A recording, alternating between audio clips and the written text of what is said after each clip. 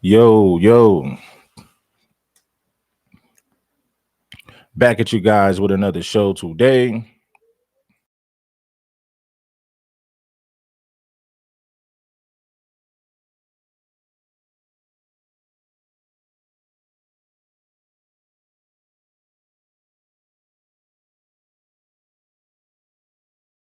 You already know what it is. Let's get into the topic of the conversation.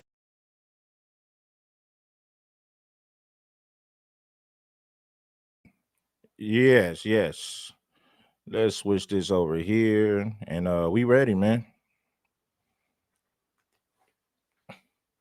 We ready to set this thing off.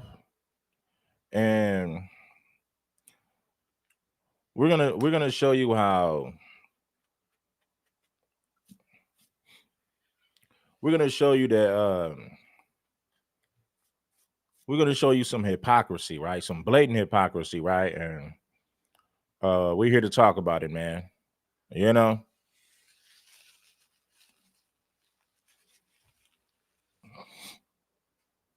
now, right now, what I'm gonna show you on today's show is a lot of white people who commit crimes. Right now, the Hodge twins, they said that they don't see white people who behave like this, right? Like white people acting ratchet and ghetto. Well, hey, I'm gonna show you a lot of show you a lot of videos where white people do act like this, right? See, I can make content just like the Hodge twins, right? And I can show you degenerate behavior from white people. Like if I wanted to just listen, I would never run out of content. I could show you, I could show you crazy white women, crazy white men, just crazy white people in general who are acting out, who are acting crazy, committing crimes, and you already know, but check it. I would never run out of content, man. Shout out to Cat Six, because Cat Six Cable Guy sent me some videos the other day.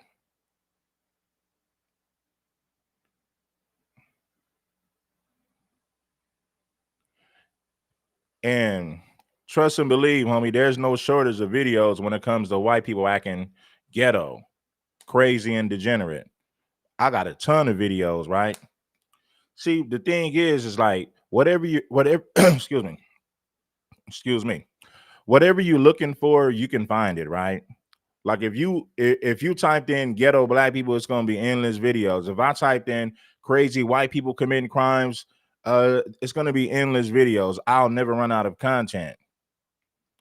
So for people to try to paint the picture like blacks are the only ones doing this, they're not being honest with themselves and they're not being honest with their audience. But you would think that grown people would have enough common sense to see this for themselves, right? But we're gonna show you this clip from the Hodge twins, and after this video, I got a lot of videos that I want to show you about white people just acting crazy, acting a fool.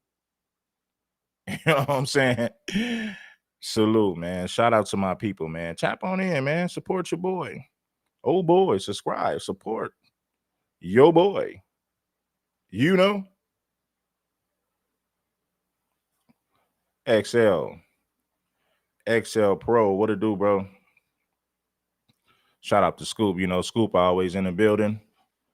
Hit the like button, man. Share the content, man.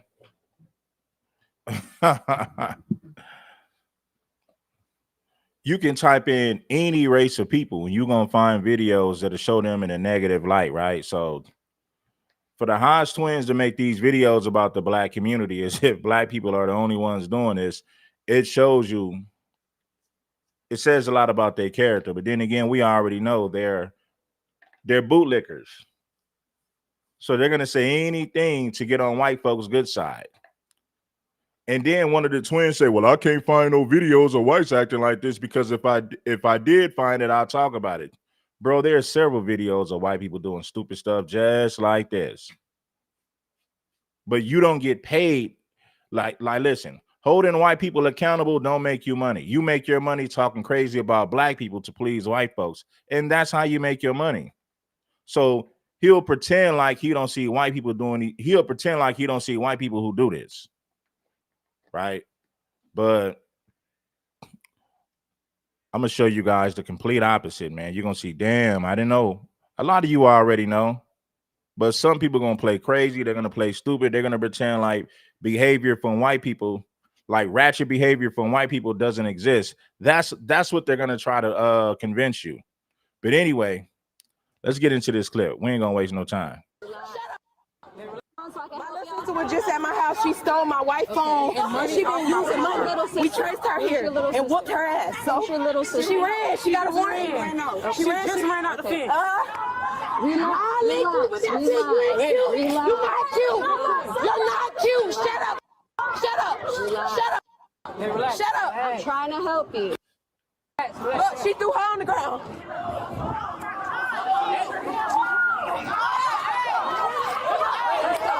You better move. You better move. You better move. Stop. Let me go. I'll go down. You're gonna go to jail. Back up.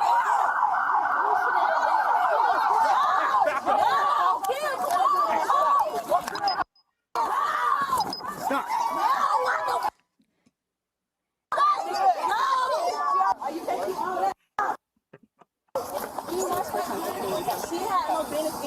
All that fancy black and she got a BBL. You paying for the wrong shit. She in the house. These people didn't mature past the age of 10. Hey, You hear how juvenile everybody is? Yeah. Calling each other names? This is like middle school stuff. hey, everybody, look, if y'all can find me some white people behaving like this, I'll be glad to do the video, but I can't find it. So stop accusing me being like, I He hate. said he can't find videos of white people doing stuff like this. Really? A white man just burned down the church and shot it up, but you can't find videos of white people doing stuff like this? Stop it. You hear how juvenile everybody is? Yeah. Calling each other names? This is like middle school stuff. Hey, everybody, look, if y'all can find me some white people behaving like this, I'll be glad to do the video, but I can't find it. So stop accusing me being like, I hate my people, I'm a self-loathing black person. I can't find any videos like this, white people doing this. But I would love to do that content. So just email it to us at hodgetwins@gmail. I can't find nobody else behaving like this. But before we go back to video, don't forget we got a new giveaway. Ford Bronco Raptor and 10,000 in cash. To get in to win, just go pick up one of these hats. And you ought to in it. Yes, mine. She threw her own mama on the floor. She don't care about nobody. You're gonna sit down. Sit down now. Stay seated. Stop yelling. Yo. Here, come here. Hey, look at me. What's No, your name? I don't want to look at you. You worry about the wrong I'm shit. gonna take your the dirt off your face, okay? Just hold it. My sister who 13 and harmed and in danger is here. We tracked her. She been stealing our money and stealing our shit. You don't got nothing to do with this. Mind the business that pay you. Or your daughter won't be 30-something out here throwing her sit up. That's not my daughter. Whoever, she threw your ass on the ground. So why you coming from? This is my business. I'm the property manager. And I need them to be all trespassed from over here, please. Well, we're gonna work on one thing at a time. Right now, we're dealing with this. There's only 3 of us here. So we're acting like that. You're gonna help anything. My little sister, we came here, we tracked her and found my iPhone. She 13, harmed in danger. She been using our money, catching Uber. I don't give a my sister. No, we don't live here. She's a thief. She keeps stealing from my Hold mama. on. I'm trying. Long story short, I got you. I can't. Everybody just take a breath. We'll figure it out in a sec, all Is right? that mama, Shani? That's not mama. That's not mama. No, that's not mama. And then y'all so stupid. You see how y'all got me in there? That keep running. Y'all need to put that in go. She been gone though. Talk about them. That's why I let all her friends know. If y'all with her, say it now. I will flush any other. I don't see nothing. They know what's up for real. Anybody. I want that where she stay. BBL keep calling her. They don't live. I seen exactly what apartment in there. If you need to mind your everybody. Talk about the That's a boy, right? Yeah. You can't tell because he's around a bunch of effeminate. I mean, he's coming up very effeminate because he's picking up all this energy from he's black women around him. That's why he's like, yeah, this is total care. This is number women. No, right. I'm gonna show you like one more minute of this video, then I'm gonna show y'all some videos of white people doing the same thing. Matter of fact, I'm gonna show you videos of white people doing worse. You know, Yeah, that's why you see a lot of young black men and he really effeminate and loud. It's because he got it from their mother or their aunt or their grandma. well, this is the thing. This ain't no competition, right? But I'm gonna show you these videos about white criminals and ratchet behavior from white people. I'm gonna show you that the Hodge twins and people like that, Nick Fuentes, they're one-sided. They pretend like white people don't act like this, right? But I have the evidence. I'm getting ready to show you the videos, and I'm gonna show you the videos in another 2 minutes. I'm gonna let this play for 2 more minutes. Mother. Yeah, raised around women. Yeah, that's what happens when you're being raised by women, single mother. Weak ass crotch. Let's not even talk about that. She went in the house. She ran from shit like this. Bye. I know if she stay. You guys live here? We gotta go. You're getting trespassed, right? No, we leaving. Hey, who Trinity? No, we leaving. Oh, you with We that? leaving. Pulling in, look like we fleeing. That's it. We leaving. We got our phone back and all. We leaving. Let me go. We came back to get our leaving. We was leaving. We just ain't want to leave because y'all was coming in. Look like we ain't want to look like we was. And that's the Trinity right now. We're telling Make sure you lock eyes with that Trinity. You. To be honest with you, these are ghetto black folks right here, man. These are ghetto ratchet black folks. That's exactly what they are, right? And we understand that people like this are problematic. We get that. But at the same time, you can't show us videos like this and pretend like white people ain't doing worse things. You know, but I get it. When you have an audience that wants to hear this, that's what you're going to push to them every day, all day, right? They don't make money holding white people accountable. They make money holding black people accountable. And that's the type of content that their audience wants to hear. So they capitalize off of that. But trust and believe, give me 1 more minute. I'm going to show you a few videos of white people acting a fool. With that shit. And the thing is this, when they talk about black people, they use the worst examples of black people that they can find. And then they'll say, see, this represents black people as a whole. They'll find the worst black people they can find, and they'll use that as an example. Yes, she was. Yes, she was. Hey, my brother. She's left around now. Excuse me, ma'am. Y'all know Tay, my brother. Y'all need to get from around here. Tay, my brother. These are the worst black people that you can find. And they'll use these people as an example to say, see, this is how black people are. I mean, they find the most ratchet, the most ghetto black people, and they use them as an example. That's like if I went to the trailer park and I just made videos about whites in the trailer park and I use those whites as an example of who white people are in this country. I could do the same thing if I wanted to. Trust me, I'll never run out of content. I have so many videos of white people acting just like this or even worse. 21. Yeah, really. If you gonna put me, It's like, real white man said, really? You're 21? You're drinking age? Out here act like you 8. He said, really? He was shocked. Yeah, this is I don't see no man. It's nothing but women out here. No. These are a bunch of single women. They don't have no boyfriends or husbands. I whoop that ass, sure did. But they're going to say, well, blacks are only 13% of the country and they're acting like this. That's what they're going to go to, right? And well, we could easily say, well, white people are supposed to be civilized. You say that white people are raised with both of their parents. Whites come from good families. If that's the case, what's the excuse for white people doing all these mass shootings? What's the excuse for white people who become serial unalivers? There should be no excuse, right? They don't come from degenerate, dysfunctional communities, right? So what's the excuse for their ratchet behavior? What's the excuse when white men become serial killers? Huh? What's the excuse for all these white criminals? See, they can't answer that question right there. They'll never be able to answer that one. What they're going to do is they're going to move the goalposts instead of answering the question that I just asked. If whites are so civilized, they shouldn't have all these mass shooters. They shouldn't have all these serial unalivers. They shouldn't have all these They shouldn't have all these child pedophiles. They shouldn't have all these drug addicts and meth heads. The white community shouldn't have any of that. Why? Because whites claim to be civilized. Whites claim to be self-righteous.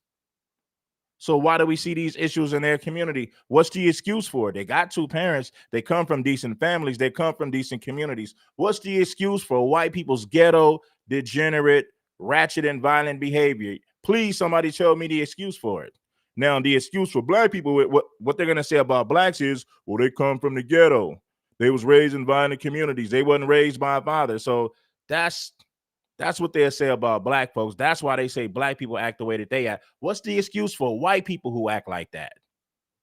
Let's get back to the content. Somebody to put down my police. What do you mean? Because We're trying to conduct this investigation over here. but they're causing a disturbance. I know, we're getting them to leave. You just got to give us some I need them to be trespassed as well. Okay. You know, I'm doing a good job of trying to keep these apartments out of the news like the other I got you. ones. We're trying, man. You know? But we got one thing at a time here, okay? We got to deal with this lady, and then these people are with her, so they're... This is Yeah. We cut them all loose, we'll get them ID, and we'll get some ITTs going, all right? Yeah, I agree with you. That's why we're here. You're with the girls in the yellow car? Yeah. Okay. Y'all are gonna leave if we cut you loose? Of course. Okay. We just can't have. You're right about that, Scoop. I'll say it's mental illness. Now, this looks like Tampa, Florida. Now, the reason that the white people act the way that they do, the reason that whites act the way they do, I blame it on mental illness. They have a sickness. They have a mental illness. And white people don't want to talk about their issues publicly.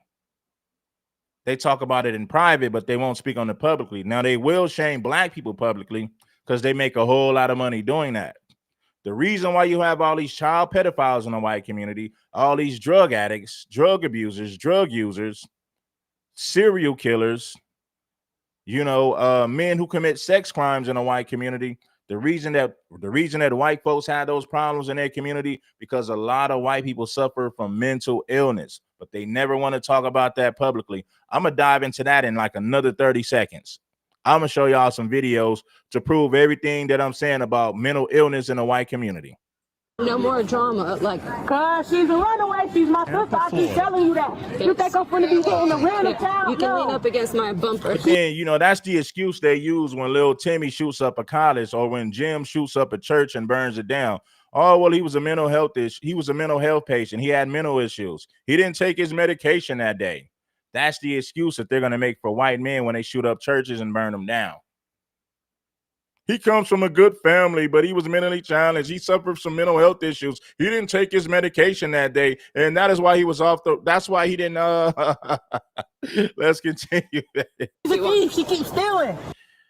Get your ass beat if you steal. I don't even live here. You think I want to come over? Shit, it's a project. We're trying to help you. Please, we're trying to help you, but we're all recording. Freedom of speech. I got you. But I can say what I want to say. you can, Mama, but Go look me up, baby. Do your job. Go look me up. I'm trying to help you. Ain't nothing y'all can do to help because y'all let the problem go. I understand there was only so much one person can. Shout out to Desto for the super chat. I appreciate you for the super chat. He said three white tees. And man, you got cases like that all the time, but most of the time it never makes mainstream media. And white people like to say, well, anytime a white person does something to a black person, it's all over the news. No, that's not true.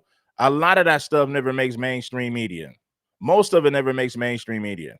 They cover a lot of that stuff up. Now, some of these cases gets blown. Some of these cases, sometimes it just lands in the lap of mainstream media and you see it everywhere. But a lot of these cases where whites have done things to blacks, it never makes mainstream headlines.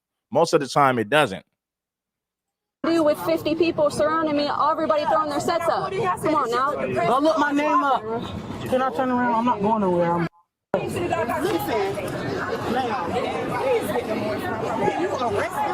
Did you not say you wanted them trespassed? We have to identify all of these women before we can trespass them, ma'am. You got to give us a second to do our job. We're trying. We have people in handcuffs. We have people squaring up. You're asking for trespasses. We have to be able to investigate, ma'am. Stop moving. Stop moving around. What are you doing? Stop. Let me go. It's like talking to kids. Stop moving. Let me go. These people never matured past 12. Let's analyze this. I'm going to scrutinize what she just said. He says, stop moving. And then she says, let me go. She's under arrest, right? She's 20. She's an adult, right? She's 21. I wonder why it's not clicking. She ain't clocking nothing. We gonna go into this next clip real quick, man, and I'm gonna show you how whites commit a lot of crimes, and most of the time it's swept underneath the rug and people never talk about it. But hold on one second. Where is that? Hold on.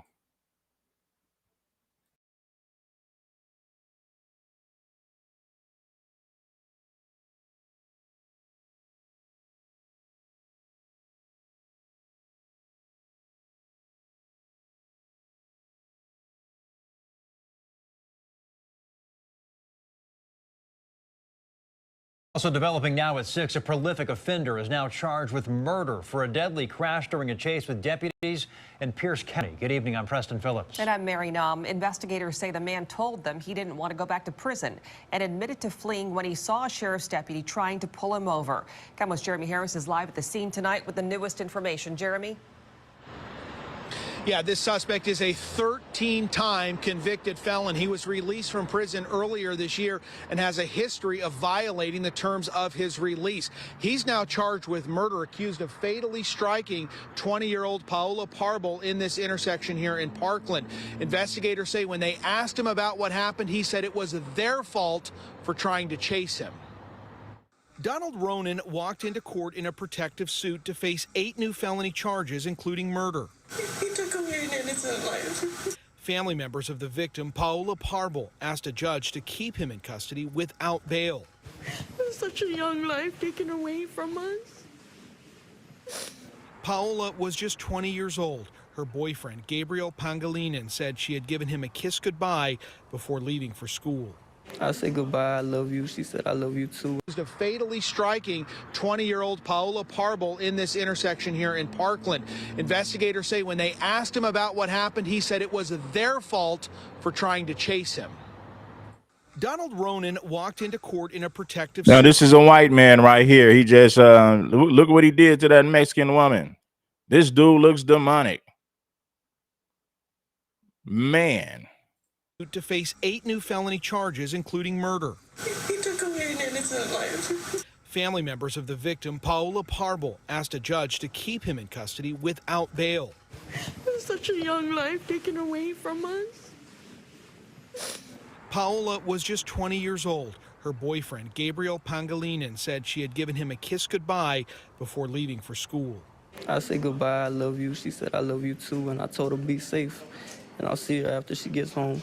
Police say Paola was driving through the intersection of 112th and Ainsworth in Parkland when her Toyota was broadsided by Ronan's Chrysler that had just sped away from a deputy. A witness took this video of Ronan after police chased him down. We were not able to control what that suspect did and the reckless decisions that they made, choosing to blow through that red light. Ronan's criminal history included 13 felony convictions and dozens of arrests. He was in and out of prison until he was released earlier this year on the state's. See, the Hodge twins and Nick Fuentes, they're not gonna talk about any of this stuff. And I'm gonna show you. And shout out to Cat 6 Cable Guy for sending me these videos.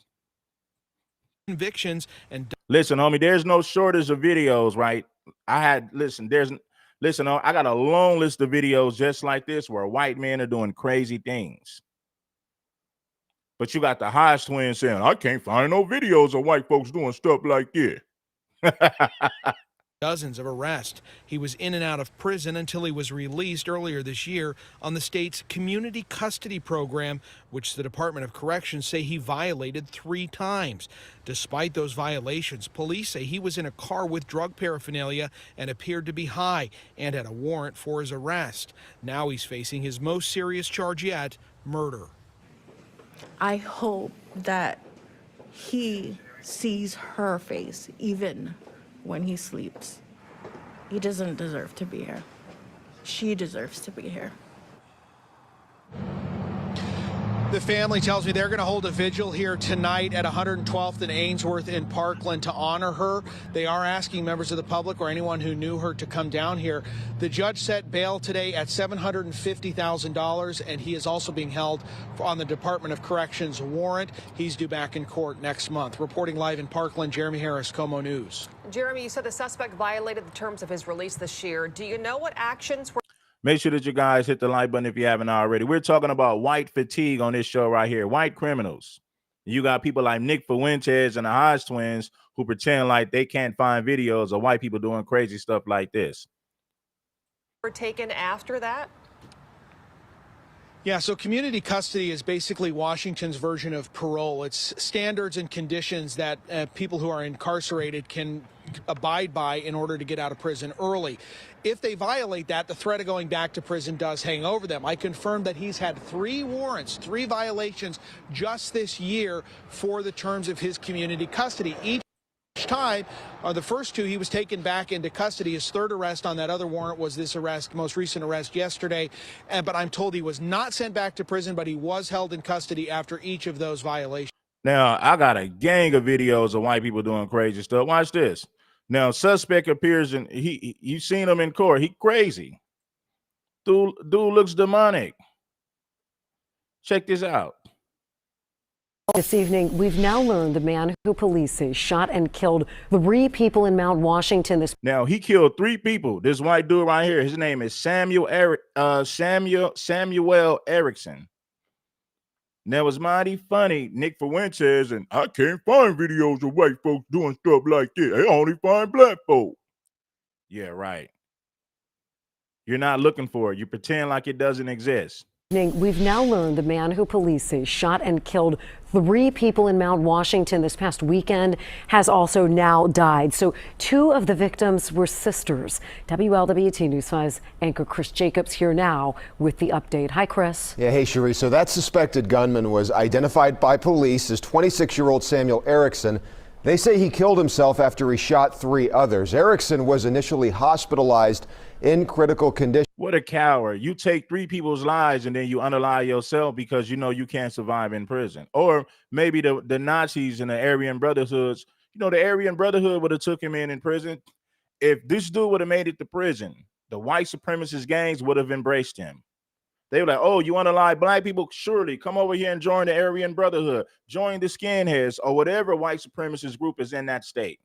The white supremacists in prison would have embraced him. But he was such a coward that he took his life after he took the lives of 3 other people. Now, we're also learning from police that Erickson knew at least one of the victims and had a romantic interest in one of them.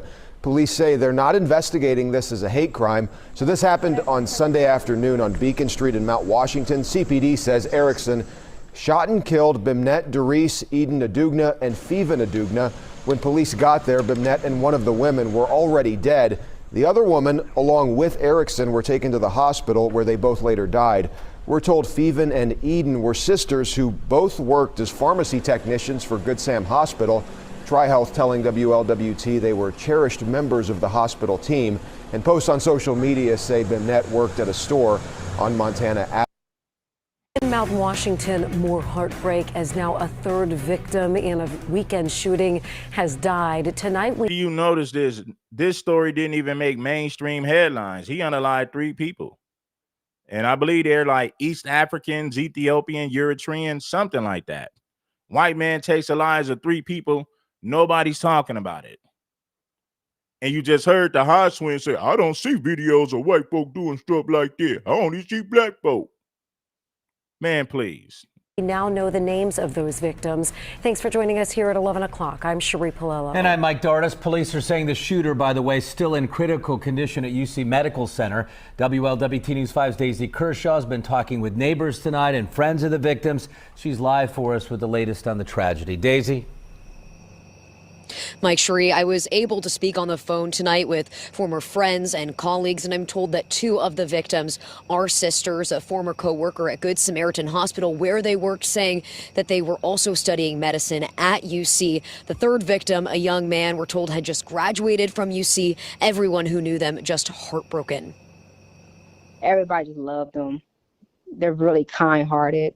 Cincinnati police releasing the names of the 3 people killed on Beacon Street: 20-year-old Fiven Adunga, 22-year-old Aiden Adunga, and 27-year-old Benmont Duresi. We're told that Fiven and Aiden worked as pharmacy technicians for Good Samaritan Hospital. Oh my God, these are the sweetest girls you could ever meet in life, and I really, really mean it. Jamila, a friend and coworker, telling us the sisters were both studying medicine at the University of Cincinnati. She says older sister Aiden was nearly done with med school. She would get off of work at 11 o'clock at night, and clock out and stay at work till about 3 in the morning on her laptop, just studying in the break room.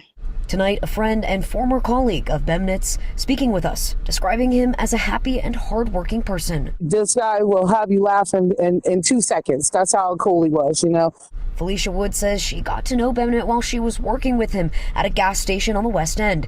He had just graduated from UC and gotten a new job. So that's the white guy. Underline those people right there. So make sure that you guys get the likes up, man. We're trying to get this channel in the algorithm.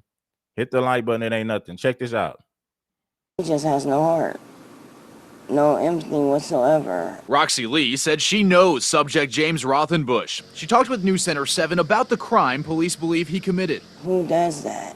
Sunday night, hikers called 911 after finding a plastic tote in the woods in Montgomery County. It's something dead in there, man. I ain't opening it. Inside that tote, police found the body of pregnant 28-year-old Brittany Fior Storms. They say she was naked, wrapped in a cloth with a blue tarp, and the tote's lid was sealed with screws. On Tuesday, police arrested James Rothenbush and Rick Shepard in connection with her death. So look, man, I'm telling you, look at this. Now, these white men, I don't know how this happened, but they unalived this black woman, left her body in the woods, and none of these white people are talking about it. Why? Because they're hypocrites. They pretend like white folks don't do stuff like this. Sealed with screws. On Tuesday, I ain't opening it. Inside that tote, police found the body of pregnant 28-year-old Brittany Fior Storms. They say she was naked, wrapped in a cloth with a blue tarp, and the tote's lid was sealed with screws. On Tuesday, police arrested James Rothenbush and Rick Shepard in connection with her death. Both claim Fior Storms died of an overdose and admitted to moving her body. Police executed a search warrant on Rothenbush's Middletown apartment where police believe she died. Roxy Lee lives nearby and told us she's not used to seeing police. You don't see this on this road. Our road is so quiet. News Center 7 got a copy of the search warrant. It shows what police found inside Rothenbush's apartment. It lists more than 6 grams of fentanyl, along with methamphetamine and pills. Investigators also found a suspected bloodstain on the carpet, a blue tarp, screws, and a set of towels that all match the description of the ones found with Fior Storm's body. The documents add that through a social media search, investigators learned Rothenbush was a painter and said that was important to the investigation because Fior Storm's body was wrapped in a painter's cloth. Roxy Lee has a few words for the men police arrested. Oh, that's just evil. There's no other word for it. That's completely evil.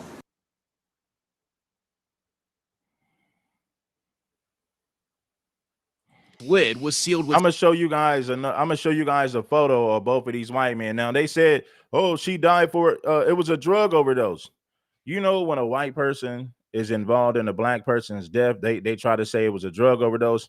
You guys remember the black chick in what was it? I'm trying to think where was this? What did this happen at? This happened in oh my God, it was a black chick that went on a date with a white man and they found her body in a hotel, right? And they said that it was a drug overdose. Come to find out it wasn't, right? I want you guys to look at these trailer park rednecks, right? Screws. On Tuesday, police arrested James Rothenbush and Rick Shepard in connection with her death. Both claim Fior Storms died of an overdose and admitted to moving her body. Police executed a search warrant on Rothenbush's middle. So they moved her body and dumped it into the woods. Now my thing is this: what is her connection to these rednecks? What is her connection to these trailer park rednecks? What's the connection? Who knows, man? I'll dig into the story and maybe I'll do a whole show about this. But let's get into the next clip. Man, listen, homie, there's no shortage of videos, homie. Trust and believe. There's no shortage of videos when it comes to stuff like this. Investigators sharing more about the Kennesaw man who they say fired nearly 200 rounds towards the Centers for Disease Control and Prevention, killing DeKalb County Police. This dude fired 200 rounds towards the Centers for Disease Control and Prevention. Investigators sharing more about the Kennesaw man who they say fired nearly 200 rounds towards the Centers for Disease Control and Prevention, killing DeKalb County Police Officer David Rose. The Georgia Bureau of Investigation sharing some of what it's uncovered from interviews and evidence at the home of Patrick Joseph White. 11 Live's Grace King joining us live from the CDC. Grace, you heard directly from both the GBI and the FBI this morning. What are they saying here about a possible motive? Well, the GBI says it found writings inside the suspect's home that detail his discontent for the COVID-19 vaccine, but didn't have any kind of threat. They're working to figure out what changed on Friday that led to an attack here at the CDC. On Tuesday, the Georgia Bureau of Investigation releasing this photo of Patrick Joseph White, a 30-year-old from Kennesaw who they say fired hundreds of shots at the Centers for Disease Control, killing DeKalb County Officer David Rose. His sacrifice will never be forgotten, and his commitment to protecting others is a profound testament to the very best of the law enforcement profession.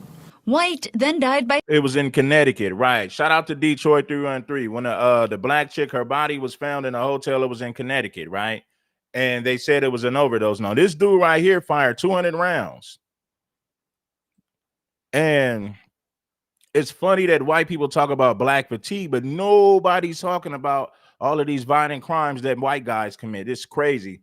And I have so much content, I'll never run out of content. I could create a whole channel about white criminals in this country, and I'll never run out of content. But you got people who want to talk about black fatigue while ignoring stuff like this. Here about a possible motive. Well, the GBI says it found writings inside the suspect's home that detail his discontent for the COVID-19 vaccine, but didn't have any kind of threat. They're working to figure out what changed on Friday that led to an attack here at the CDC.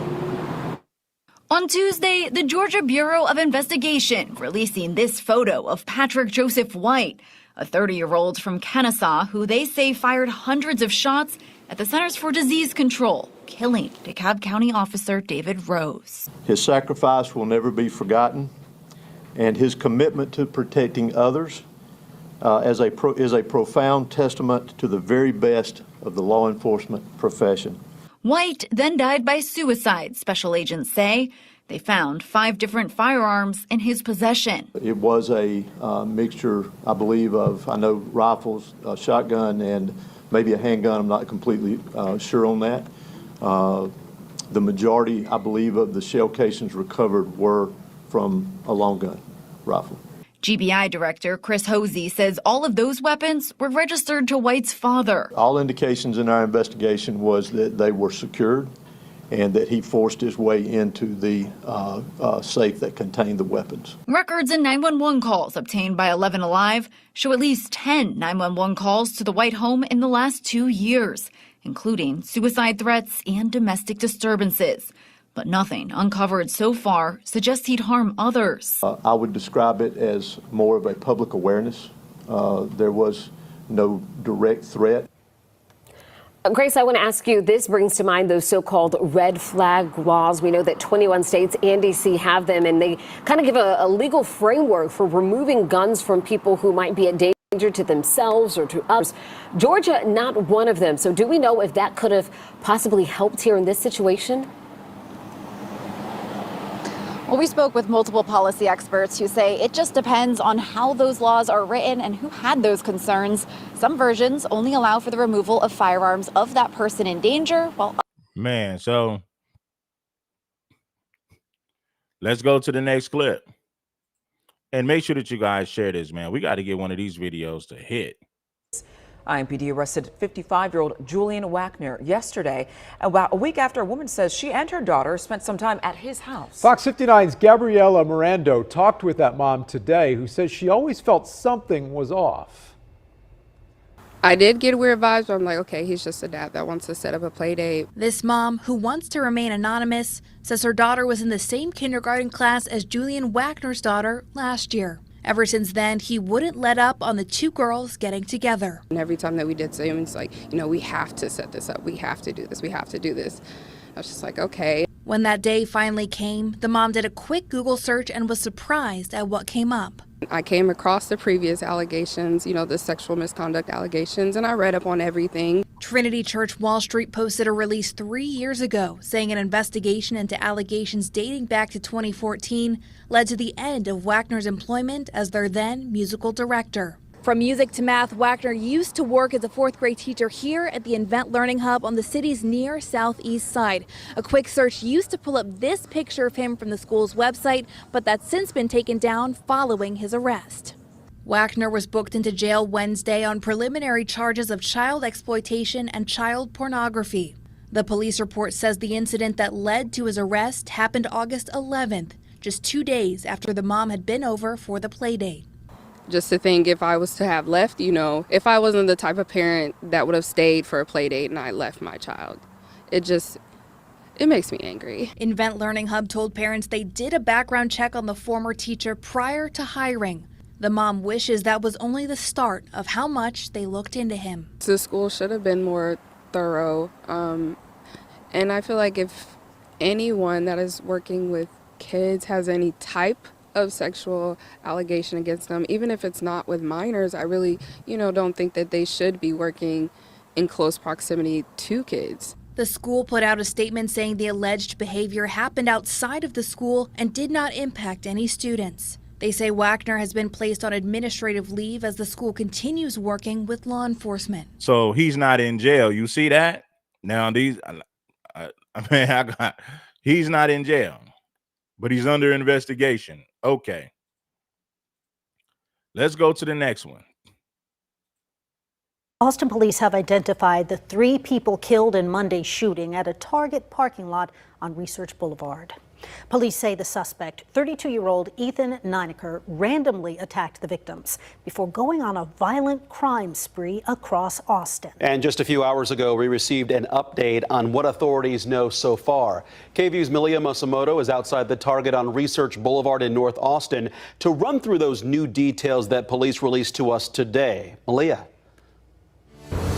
Well, Mark and Quita, it all started here at the Target parking lot just a little after 2 p.m. when police say the suspect shot 3 people before stealing a car and driving away. But officers caught up with the suspect 13 miles away, all the way in South Austin. Well, APD said Nineker shot a Target employee, Hector Martinez Machuca, in the parking lot while he was collecting carts. Then officers say he shot Adam Chow and 4-year-old granddaughter as they sat in their Toyota 4Runner. And Chow's wife was injured, they say, while Nineker stole their SUV.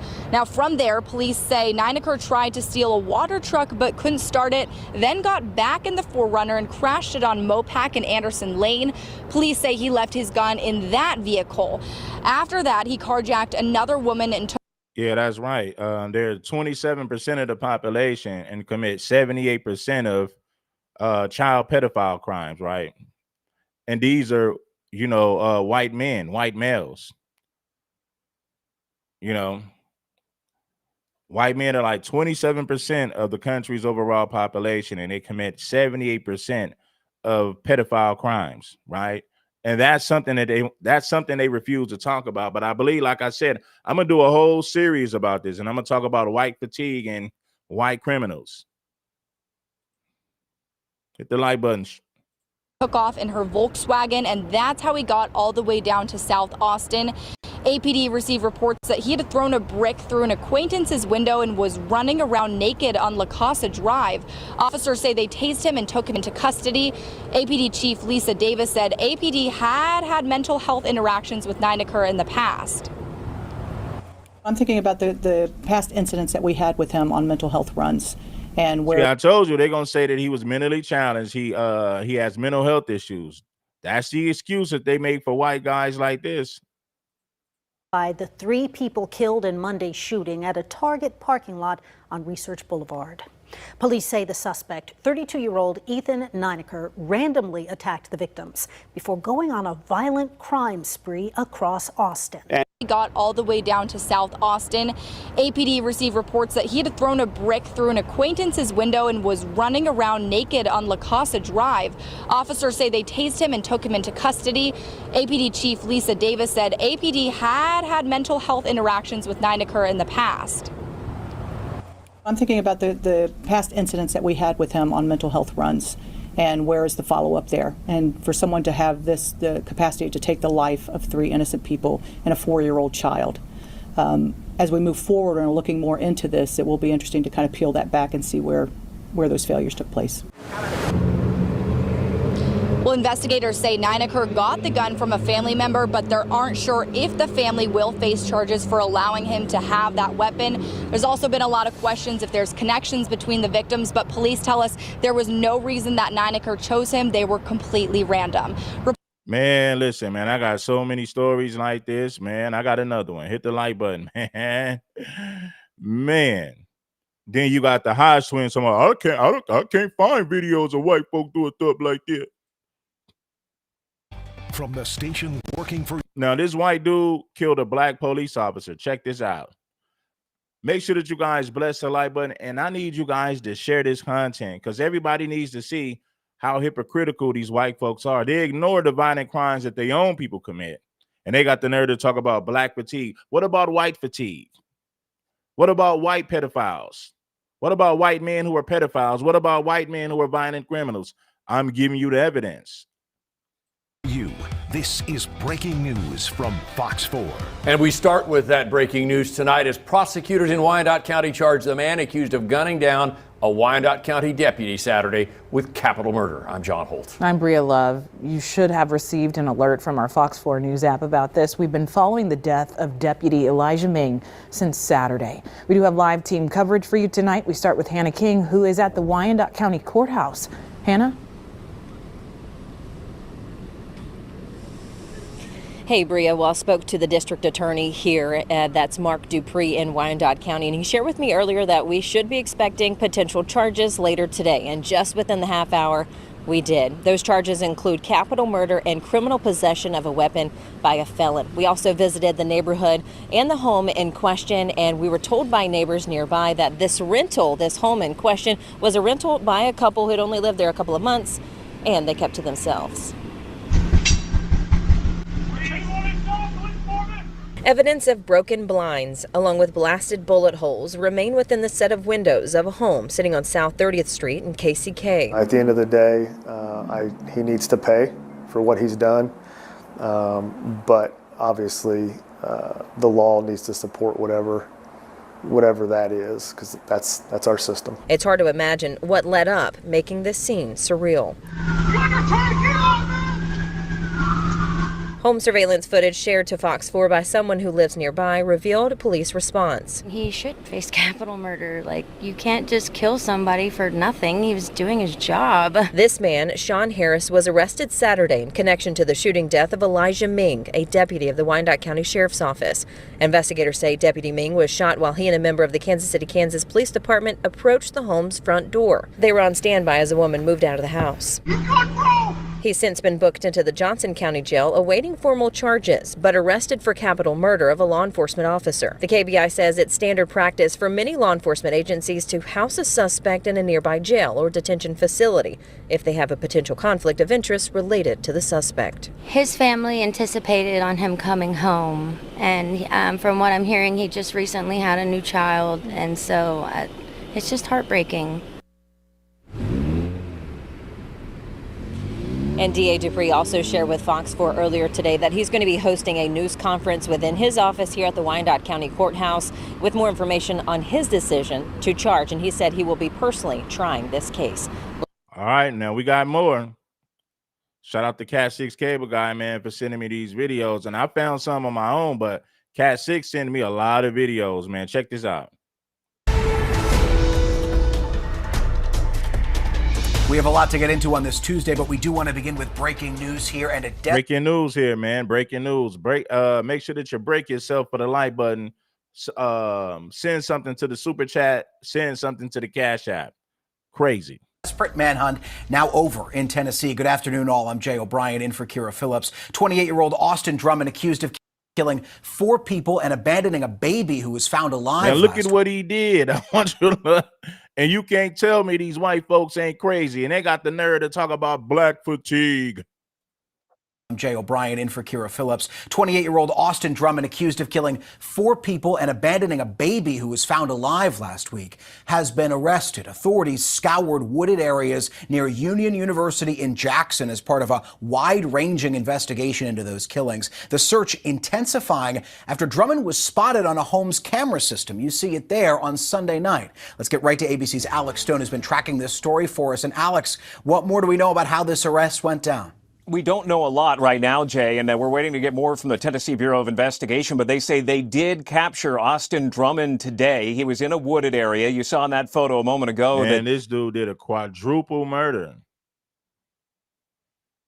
And they got the nerve to talk about black fatigue while ignoring the violent criminals in their own community, the white community. This is crazy. He appeared either sweaty or wet in some way, that it looked like that he may have put up some kind of a run or tried to get away, or that there was some kind of struggle potentially because of the wetness on his face. But in the video that you saw as well, he was seen on Sunday in the area. They focused in on the area around Jackson, Tennessee, finding him in the woods today. He'd also been seen around a church, trying different doors, but this puts an end to this week-long manhunt. Still a mystery of why the family was killed. Alex, I was just about to ask you that question because this manhunt has been happening as an investigation into potential motive here has been ongoing. What do we know about that investigation? You say that there's no word on motive yet. They don't know a motive at this point. They can't figure it out. This all started about a week ago when that infant was found in a random front yard in a car seat. And then they found the bodies of the 4 family members. Yeah, Anton Daniels is a coon, man. But, you know, these coons are making a lot of money, man. The people who watch them give them a lot of support. So that's their motivation to keep throwing black folks under the bus. They're compensated financially. And YouTube pushes that, and YouTube pushes their content through the algorithm. But Anton Daniels said that he feel comfortable around people like this. You got a lot of black folks who say they feel comfortable around people like this. Just ignorant. Along a road after that. And 4 associates of Drummond, they have been taken into custody during this search. Their connection to him isn't clear at this point, and police say they don't know why the family members were killed. Clearly, it seems like there was a beef of some kind. It doesn't seem totally random, but they don't know what the connection was between Drummond and the family. Alex Stone following this story for us for a week now. Alex, thank you, sir. And the Supreme. All right, now let's go. I got more. Trust and believe. I ain't ran out yet. I got several videos of white criminals, and all of this stuff happened recently. Check this out. The suspect in that mass stabbing. Now, this dude stabbed 11 people at Walmart in Michigan. Did Anton Daniels do a video about this? This happened in Michigan. This happened in a good old state of Michigan. This white man stabbed 11 people at a Walmart. Anton Daniels, where's the videos about white fatigue? Anton Daniels, where's the videos about white criminals? Violent white male criminals. I ain't seen one yet. Michigan Walmart is in custody tonight and facing terrorism charges. Authorities say the attack was sudden and random. ABC's Rena Roy has the latest on the investigation and some new video that's emerged. A community is reeling following a stabbing at a Walmart in Traverse City, Michigan, north of Grand Rapids. At least 11 people stabbed in what authorities are calling a random attack. I need to get inside Walmart, got multiple victims. New video released shows bystanders confronting the alleged suspect outside the store. Throw the knife that way! Throw it away! Throw it away! A man pointing a gun at the alleged suspect. Another man demanding he drop the knife, the camera then quickly panning to one of the victims. Officials say the attack erupted near the checkout area. Man, he stabbed elderly people. This dude is a coward. Look at him. That's him right there. He went in Walmart and stabbed 11 innocent people. Now, what's the excuse for white people who commit these crimes? They claim that white people come from good communities. They claim that they come from good families. What's the excuse for these white men committing these crimes? Right? What's the excuse? Look at this fool.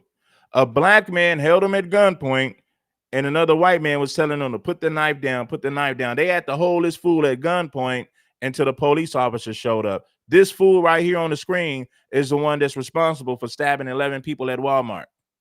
One of the victims, a man pointing a gun at the alleged suspect, another man demanding he drop the knife, the camera then quickly panning to one of the victims. Yeah, it was a black man. A black man is the one who stopped him. A black man pulled out a gun and told him to drop it. He stabbed innocent white people. I think he even stabbed a few black people. I mean, he just stabbed random people because he was crazy. Now, this is the black dude right here with the locks, telling him to drop the knife. He got a gun on him. Watch. That's dude right there, the black dude with the gun. Check it out. Check it out. Check it. Multiple victims. New video released shows bystanders confronting the alleged suspect outside the store. Throw the knife that way. Throw it away.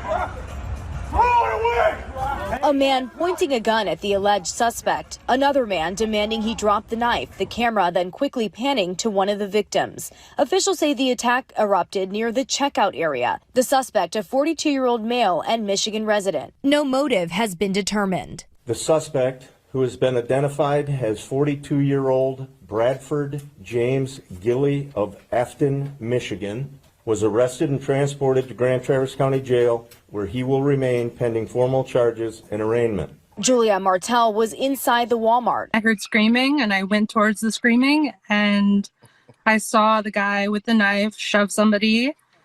And after he shoved him, he was headed in my direction. I was right there. I saw the knife, but I got out of his way in time. And it seemed like all of the people who got stabbed and got attacked were people who couldn't physically get out of his way, like people in wheelchairs. Authorities say there were no predetermined victims. Walmart releasing a statement saying violence like this is unacceptable and will continue working closely with law enforcement during their investigation. Michigan's governor adding their thoughts are with the victims and the community. Rena Roy, ABC News, New York.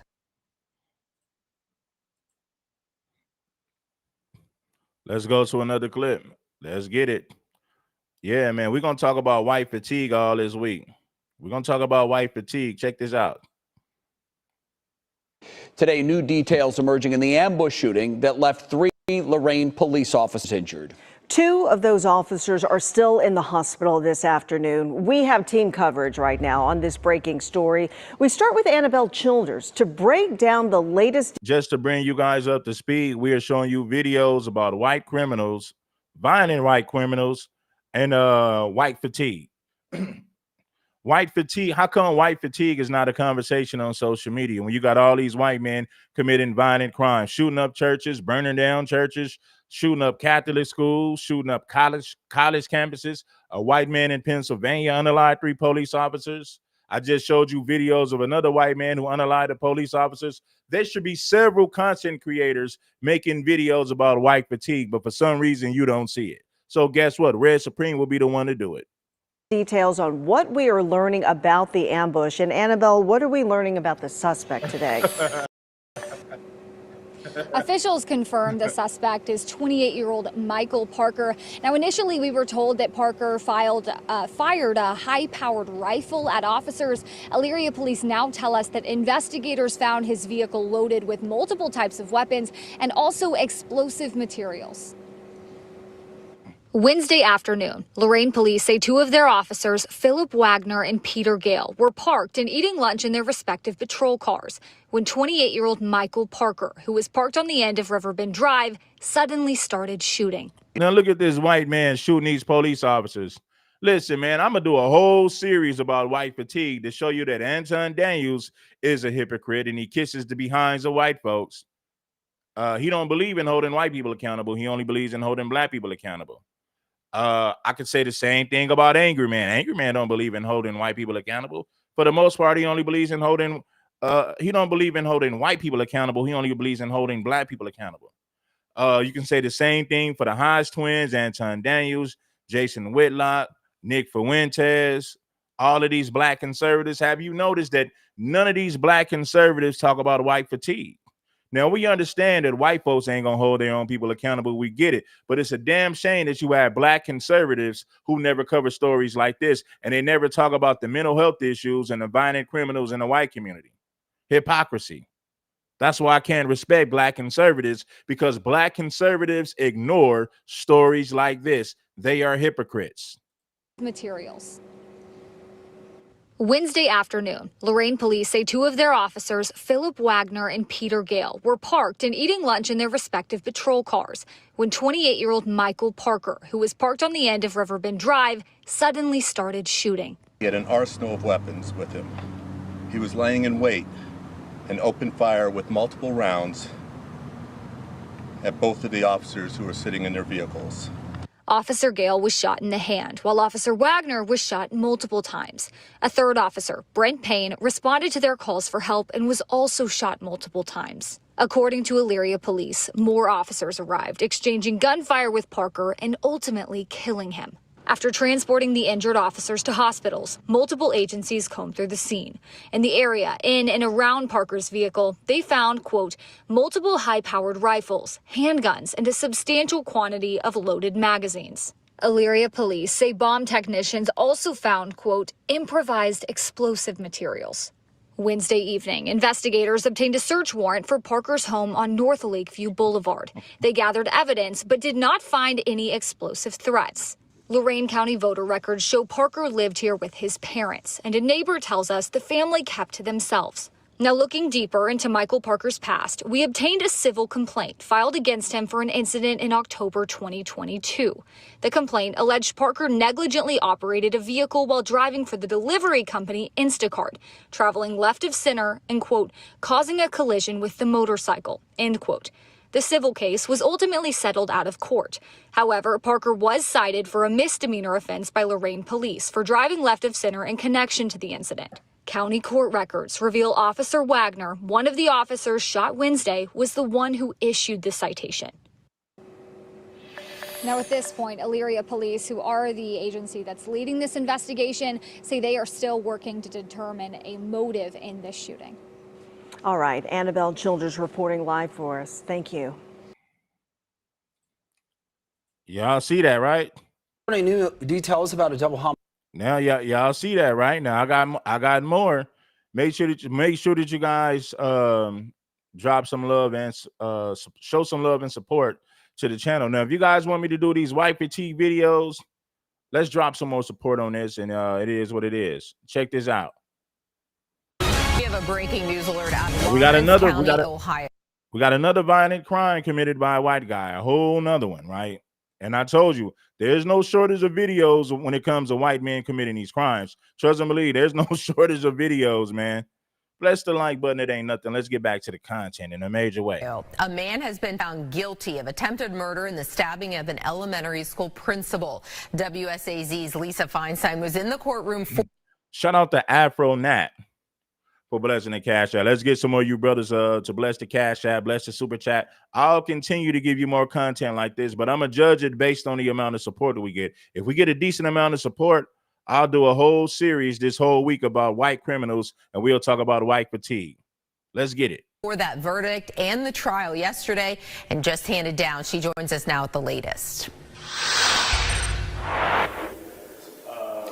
Martina, good afternoon. I just stepped out of the courtroom. Things just barely wrapped up moments ago. Prosecutor Brigham Anderson saying he is ultimately pleased with the result, guilty on all but one charge. You know, considering the lack of jury, things moved pretty quickly today as only closing arguments were left. To begin court today, defense attorney Richard Nash did ask the judge to acquit Collins of some charges. The judge did deny that request, moving it along to closing arguments. To summarize, prosecutor Brigham Anderson said Joshua Collins should be found guilty of all of the charges, considering the extensive injuries and the panic caused for those in the school and the community. We spoke to Anderson afterwards as he is pleased with the results and hoping that this sets a precedent. I would love to think that we would stop having incidents in schools. It is one of my biggest fears, and it's most parents who send their kids to school, unfortunately, in today's America, that is their fear, that children are not safe in school, and that just cannot be permitted. We have to take a stance when it comes to our children's education and injuries. Look, here you go right here. The panic caused for those in the school and the community. We spoke to Anderson after. That's him right there. That's him right there. He committed the crime. Looks like a white supremacist. He probably belongs to one of those white supremacist gangs in Ohio, white supremacist organization, or maybe he's a white nationalist. It's the same thing.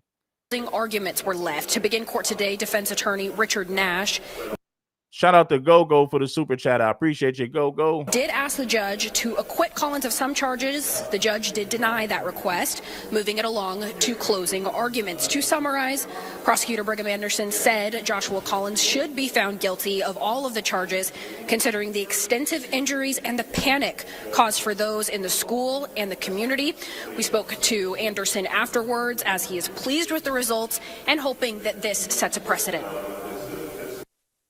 I would love to think that we would stop having incidents in schools. It is one of my biggest fears, and it's most parents who send their kids to school, unfortunately, in today's America, that is their fear, that children are not safe in school, and that just cannot be permitted. We have to take a stance when it comes to our children's education and them being safe in the environment so that they can learn and thrive. Now, Anderson also talking about Bill Christian and his testimony in this process, calling Christian a hero for what he endured and how he showed up for those kids. Some South Point Elementary employees, including some of the witnesses who testified, were on hand to hear the final verdict. All certainly relieved that this process is somewhat coming to a close. Now moving. I got more. Now, he stabbed the principal, right? Look, here you go right here. Man accused in the attempted murder of an elementary school principal in our region back in court this morning. Joshua Collins had a pretrial hearing in Lawrence County Court back in Look at October. him. Deputies say he stabbed South Point Elementary School principal Bill Christian over a custody issue. The incident sent Christian to the hospital with serious injuries. We spoke with Lawrence County prosecuting attorney Brigham Anderson today and asked him what justice in this case looks like. It's a long prison sentence. This was a horrible incident that took place in a school. It was very scary for the victim involved. It was very scary for the staff at the school and the children. As you know, we've filed kidnapping charges as it relates to some of the students and staff based upon the actions of the defendant, and it was just horrific. We're taking this very seriously, and we expect conviction and a serious prison sentence. Now, Collins due back in court for some motion hearings next month. All right. It ain't funny, man, but it just shows you that the Hodge twins said, I can't find videos of white folks doing stuff like this. And I just showed you several videos.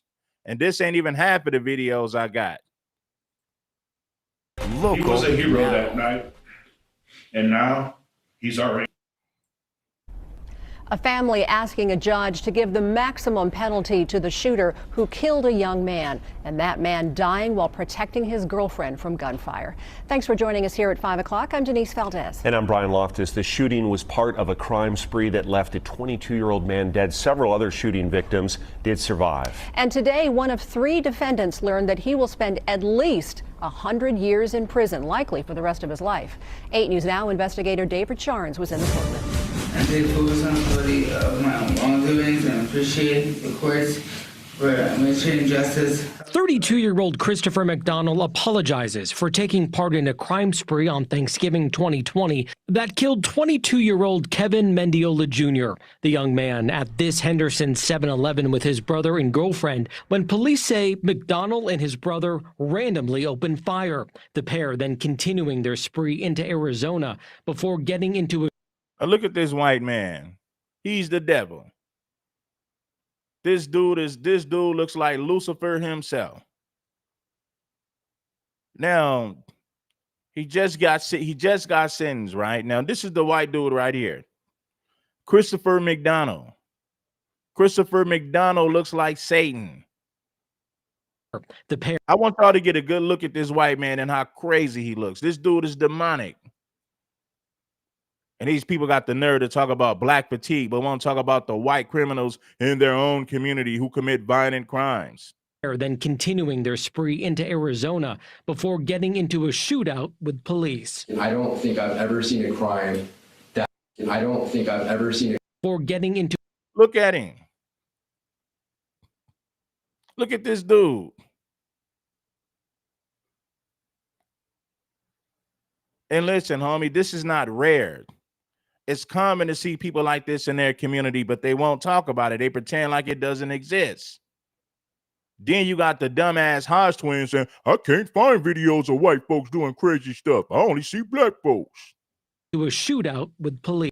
Randomly opened fire. The pair then continuing their spree into Arizona before getting into a shootout with police. I don't think I've ever seen a crime that's terrorized our community the way that this crime has terrorized our community. In the car with Mendiola that night, Jade Libby, who survived the shooting because Mendiola quickly used his body to shield her. He did the most heroic thing one could ever do. He saved me, and I'll never know why. McDonald pleading guilty but mentally ill to charges including murder, a murder that you see how they always claim to be mentally ill to get leniency from the justice system. Well, he was mentally ill. He's mentally challenged. Don't give him life in prison. Give him a slap on the wrist, right? They're always going to say they were mentally challenged. They're not, man, this is crazy. To shield her. He did the most heroic thing one could ever do. He saved me, and I'll never know why. McDonald pleading guilty but mentally ill to charges including murder, a murder that several of Mendiola's family members told Judge Chiara Jones will affect them every Thanksgiving, every day, for the rest of their lives. The hurt, the pain, the guilt, and the stress that these three individuals put on my family, our lives will never be the same after this. I struggle every day with my own life, knowing I have to live without him in our lives. Before she handed down her sentence of 100 years to life, Jones agreed there would be no winners walking out of her courtroom. What can the court do to ensure that there's not going to be other victims and there's not going to be somebody else who has to suffer the loss of all the people that I've heard from today? McDonald's brother, 34-year-old Sean McDonald, and Sean McDonald's now ex-wife, 29-year-old Kaylee Lewis, are awaiting trial on similar charges. A trial for Sean McDonald was scheduled for next fall. Lewis is hit the like button, you perverts. Shout out to Mississippi Macho for sending a few super chats. Let's get you guys to send some super chats, and also bless the like button while you at it. It's mighty funny that they never talk about white fatigue and criminals in the white community. They pretend like it doesn't exist.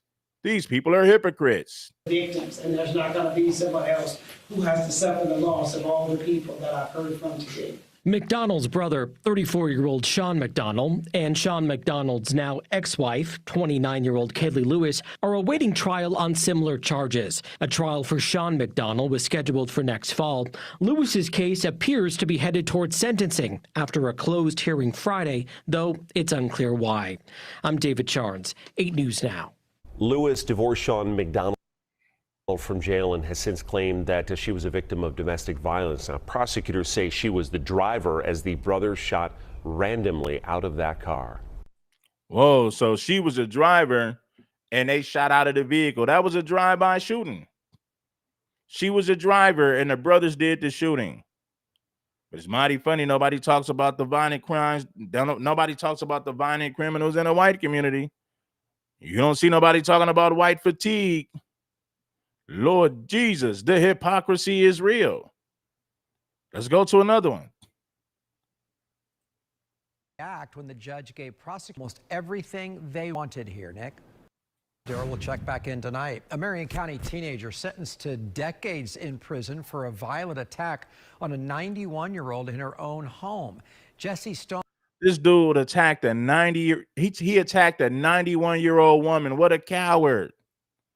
A defenseless 91-year-old woman was attacked by this coward right here.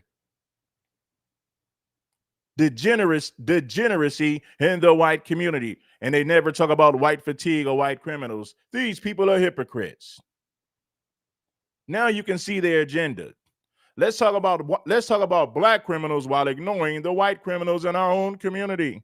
Tonight, a Marion County teenager sentenced to decades in prison for a violent attack on a 91-year-old in her own home. Jessie Stone was just 14 when the crime happened in the small community of Reddick this past spring. And Channel 9's Nick Pampantonis is in Ocala. Shout out to Detroit 313 for the super chat as well. Yeah, white fatigue doesn't exist.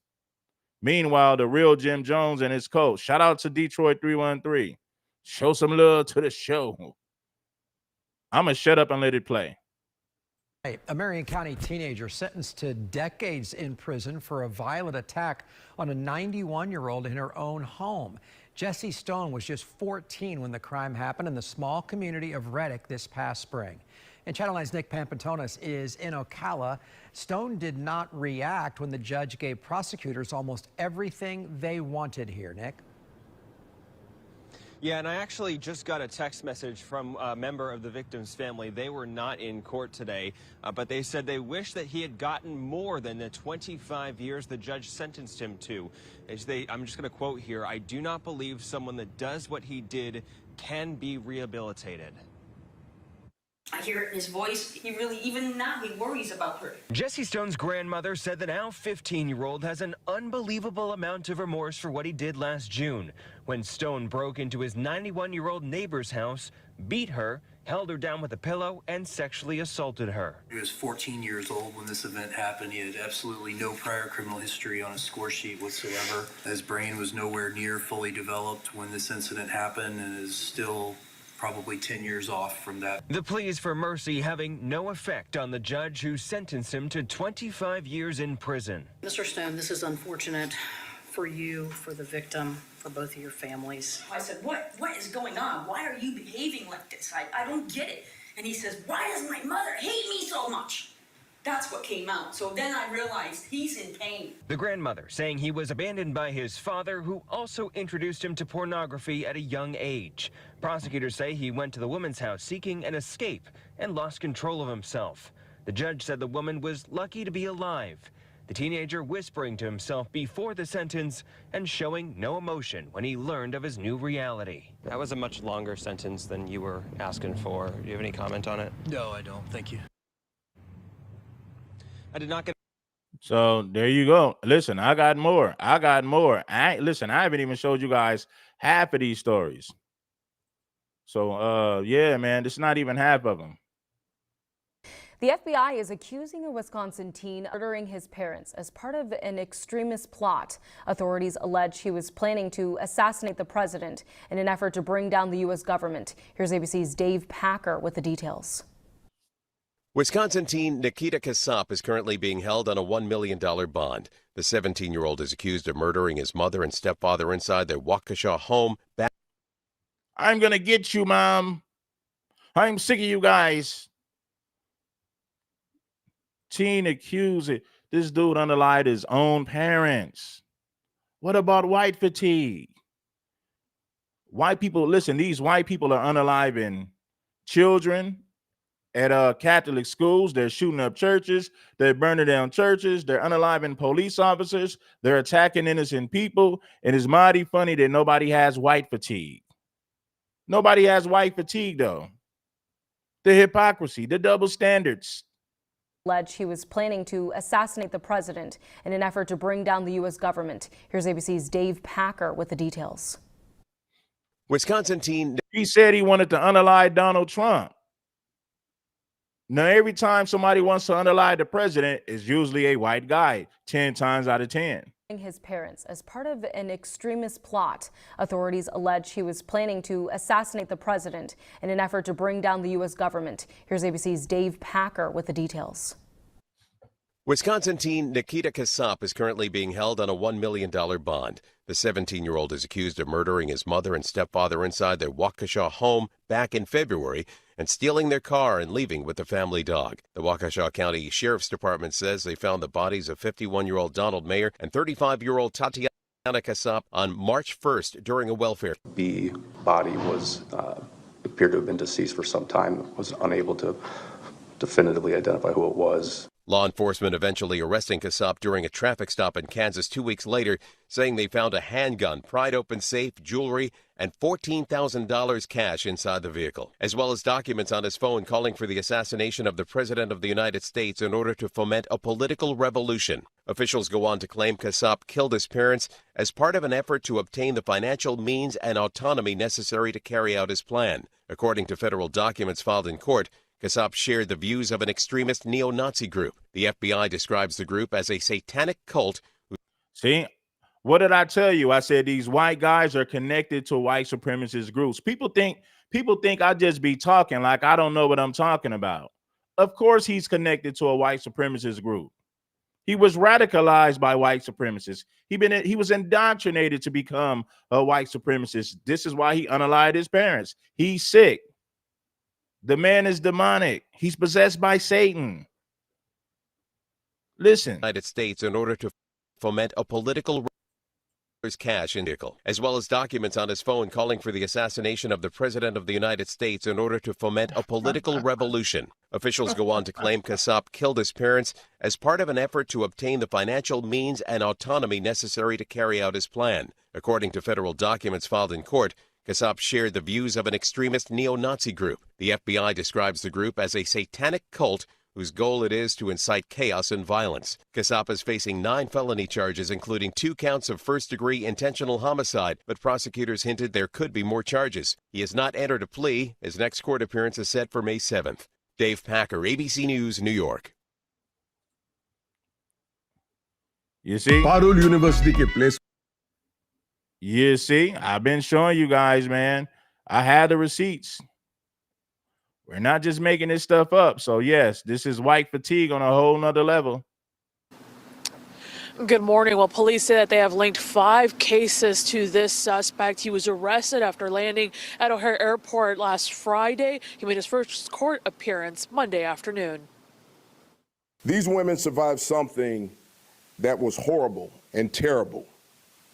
And it's something that they will continue to live with throughout the rest of their days. Authorities are announcing 18 charges against 36-year-old Shakib Mansour Koda, originally from Algeria. Today, the city is safer. In court, prosecutors accuse him of sexual abuse, assault, kidnapping, and choking. They say video and DNA evidence links him to the crimes. The first 2 reported cases happening in May and July of 2022 in Palmer Square and Lakeview. Prosecutors say the July assault happened when the suspect, who is a limo driver, offered a ride to an intoxicated 21-year-old woman trying to get home. Then in January and February of this year, 3 more cases, all near or in Logan Square. In at least 2, he is accused, who is a limo driver, offered a ride to an intoxicated 21-year-old woman trying to get home. Then in January and February of this year, 3 more cases, all near or in Logan Square. In at least 2, he is accused of holding a knife against the survivors' necks. According to his public defender, Koda has no criminal history and lives with his wife in Chicago's Jefferson Park. You see this white man? A serial sexual predator. A serial sexual predator caught in Chicago. But nobody's talking about white fatigue. Nobody's talking about criminals in the white community. Amazing, isn't it? Near or in Logan Square. In at least 2, he is accused of holding a knife against the survivors' necks. According to his public defender, Koda has no criminal history and lives with his wife in Chicago's Jefferson Park neighborhood. Police and prosecutors believe there may be other victims. They encourage survivors of sexual assault to call the Chicago Rape Crisis Hotline.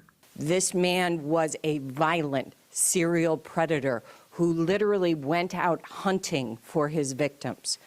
It was only through the dogged police work they didn't give up. They kept investigating for 3 years, and they found him. Koda is being held without bond. He has been ordered to surrender his passport. He will be due back in court in late April. Live outside Chicago Police Headquarters, Angelica Sanchez, WGN News.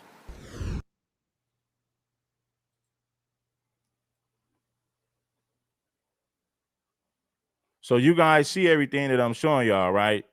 And it's a whole lot of this stuff, man. And you got to think, Anton Daniels, you're pathetic, bro. Check this out. Dorsey Street on the south side.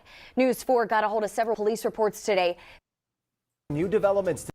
Hit the like button now. This is another crazy white man. Check it. Tonight in the deadly shooting of actor Jonathan Joss. We just got a hold of police reports that detail what officers were investigating before the actor was shot and killed in his Southside neighborhood. Joss was best known as the voice of John Redcorn in the long-running Fox animated series King of the Hill. He also made appearances as Ken Hotate on the NBC show Parks and Rec, those two popular roles defining his professional life in Hollywood. And we've been working to find out more about his life here in San Antonio along Dorsey Street on the south side. News 4 got a hold of several police reports today, painting a picture of some very erratic and dangerous behavior. The News 4 I-Team's Jordan Elder is live at the site of the shooting to start our team coverage. Jordan, tell us what those reports are saying. Well, Mandy and Jonathan, these reports show police were heavily involved in this neighborhood and with Jonathan Joss. Some of these reports show neighbors saying that they saw him with a crossbow on multiple occasions, and that includes Sigfredo Ceja Alvarez, who is now accused of killing Jonathan Joss. Disturbances, welfare checks, and mental health calls. Police visited actor Jonathan Joss's home more than 60 times since the beginning of 2024. Neighbors were very familiar with what they call a long-standing feud between Joss and Sigfredo Ceja Alvarez, the man now charged in his murder. You know, they would back and forth, say things to each other. Joss and his husband, Tristan Kern de Gonzalez, have said threats were repeatedly made toward them because of their sexual orientation. But neighbors tell us threats were being made both ways. Alvarez reporting Joss would threaten him too. You know, he would say that, you know, he had been threatened by him and that, you know, he would show him a gun every once in a while. He would throw things over his fence. Joss was reportedly at the site of his former home to pick up mail. The house burned down in January, which we also see in the calls for service. In a post, Kern de Gonzalez implied that this was related to sexual orientation. Quote, that home was burned down after over 2 years of threats from people in the area who repeatedly told us they would set it on fire. But when Joss spoke to reporters back in January, he said that Investigating reports that someone had a crossbow and was pointing it at people. The crossbow was confiscated by police. We've also confirmed that the city's Dangerous Assessment Response Team, or DART, was involved in the property where Joss and his husband were living. The DART team first got involved in July of 2024, as they do with properties that are considered to be a nuisance or dangerous. The city issued a notice to vacate the house because of its dangerous conditions. That was going to be in August. Then the city decided the home should be demolished. All of that finalized by September. But the house hadn't been torn down when a fire started this January. That took place on January the 23rd, and then the house was demolished 7 days later. We also found out today the man accused in the crime has posted 200. All right, so listen, we got more. I got more. It's mighty funny that they don't hold their own people accountable for this stuff. You know, they want to talk about black folks and the crimes we commit, but check this out. I know y'all remember this. All right, we are breaking into our regular programming for just a few moments to set up what will take place at 9:30 this afternoon or this evening. There will be a press conference at the Arkansas State Police Troop headquarters in Lowell. The governor will be there along with state police officials, all to announce that there has been an arrest made in the Devil's Den double murder.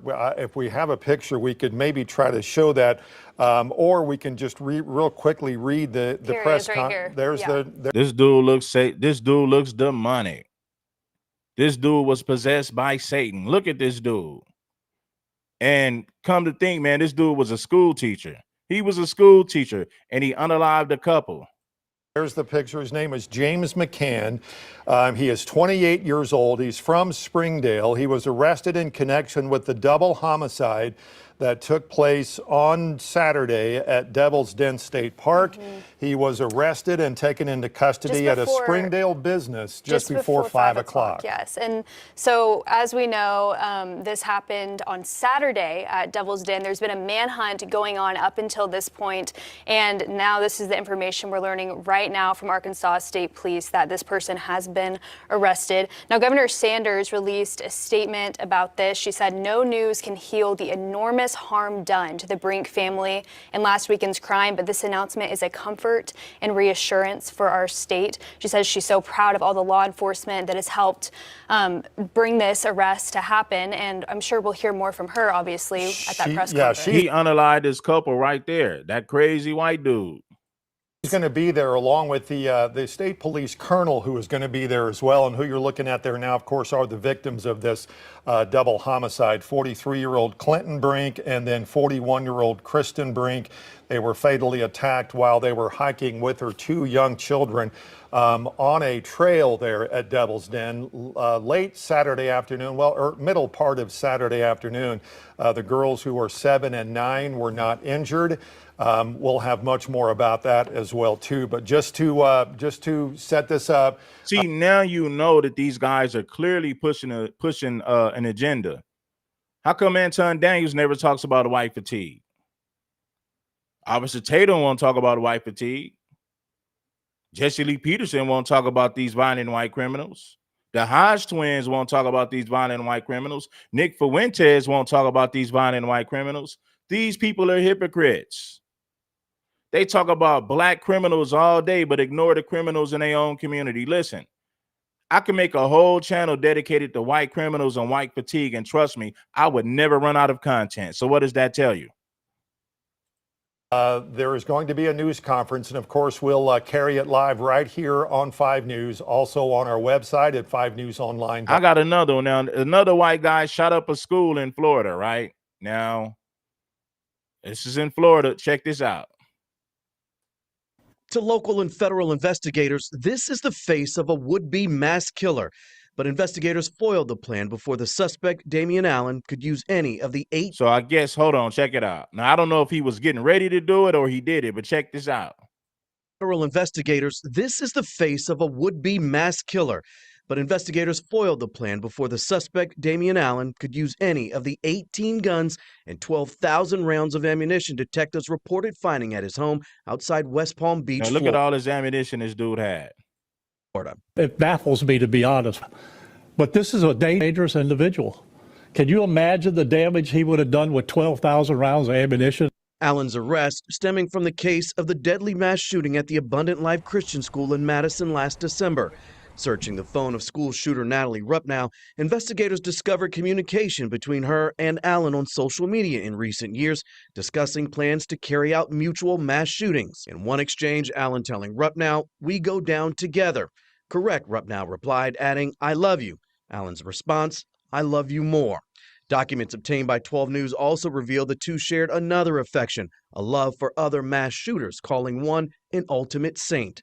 Investigators Wednesday telling reporters Allen had plans to target 7 locations and, in addition to the arsenal of weapons, owned multiple law enforcement uniforms, badges, and credentials. His main desire was to harm law enforcement and attack a law enforcement facility. There's no doubt in my mind they have stopped a mass shooting that was going to happen. This guy was ready to go, had all the equipment, had the propensity to do it. It's just a matter of what day was going to set him off to go do it. And those records also provided some insight into the Rupnow case with details from the manifesto we knew existed in December but did not have information on its contents until now. In it, Rupnow discusses wanting to carry out a school shooting. It also uses racial slurs against black people, and in one of her messages to Allen, she shared an intent to also target a black church. Yeah, I told you. White people love shooting up churches. They love burning down churches. Check it. Its contents until now. In it, Rupnow discusses wanting to carry out a school shooting. It also uses racial slurs against black people. And in one of her messages to Allen, she shared an intent to also target a black church.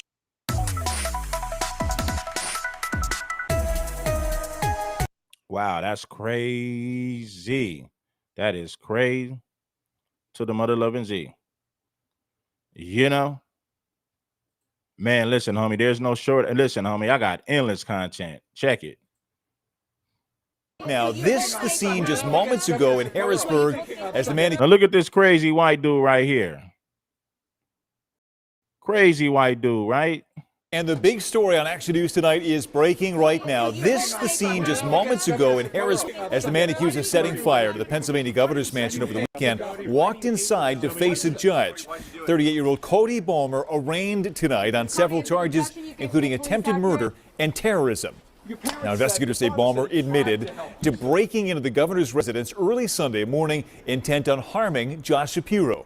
Police say he lit 2 Molotov cocktails, igniting an intense fire inside the mansion as the governor and his family slept upstairs. Tonight, in addition to all the questions about why he did this, investigators are also asking how. How did he get onto that property and inside the mansion under 24-hour state police protection? We have got live team coverage here tonight. We're going to check in with Sharifa Jackson live outside the mansion in just a moment. But first, Action News reporter Annie McCormick, who just emerged from that courtroom where that arraignment literally just ended. Annie?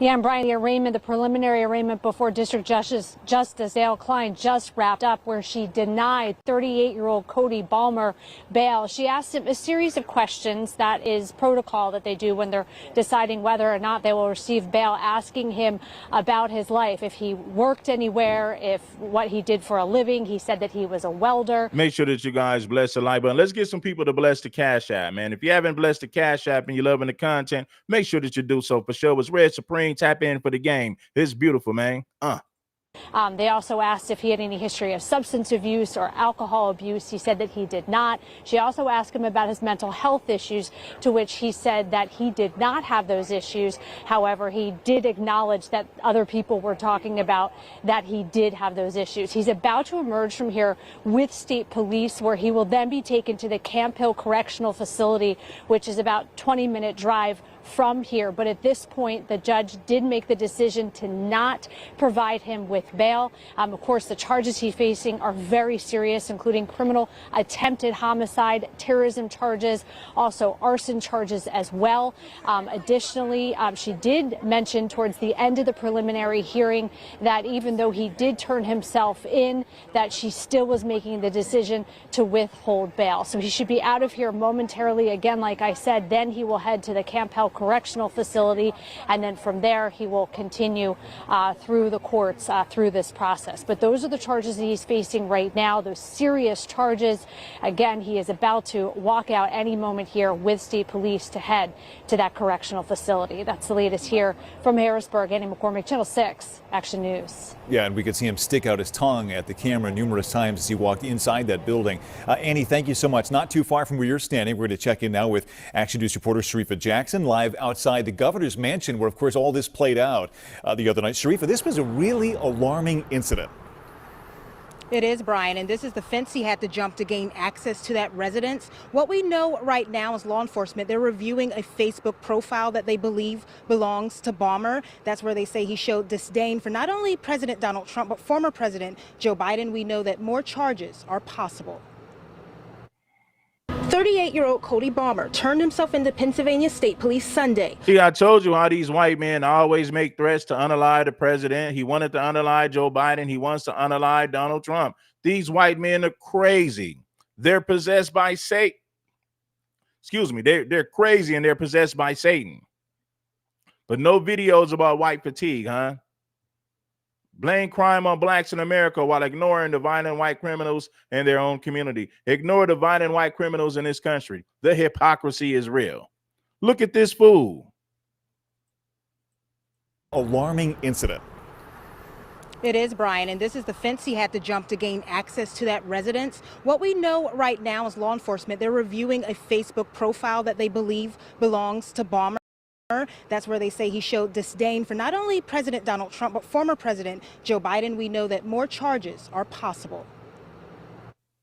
38-year-old Cody Balmer turned himself into Pennsylvania State Police Sunday.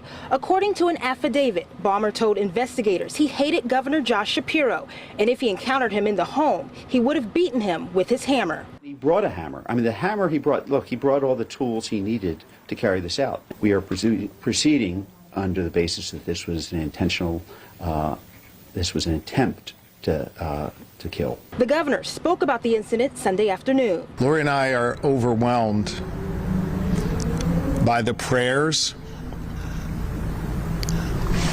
and the messages of support. The suspect is described as a mechanic. His previous run-ins with the law include simple assault charges, forgery, and traffic citations. Now he faces charges of attempted murder, terrorism, and aggravated arson. It's actually really surprising. A neighbor says his family home on Boaz Street in Harrisburg was surrounded by police vehicles Sunday.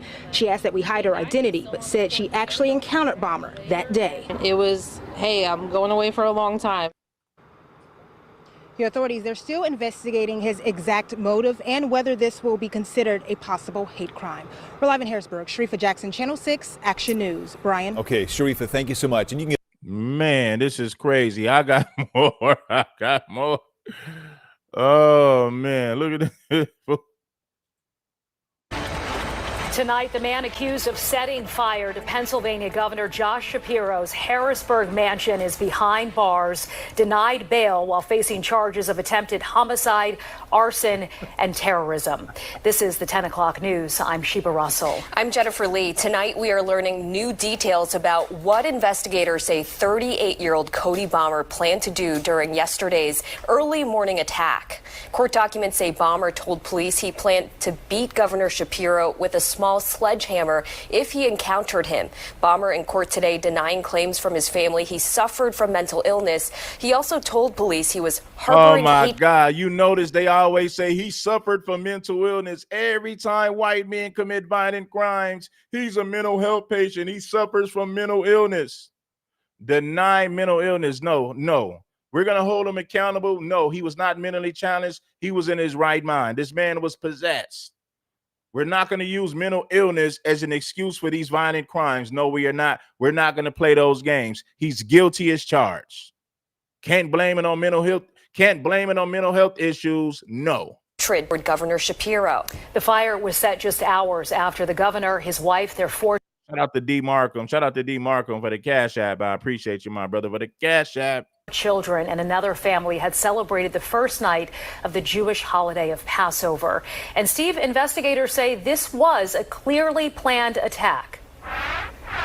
And hearing all that, so it's not a stunner that no bail was given by the judge. And so we wait a week from Wednesday to see what's next when it comes to court, as his next preliminary hearing is set for April 23rd.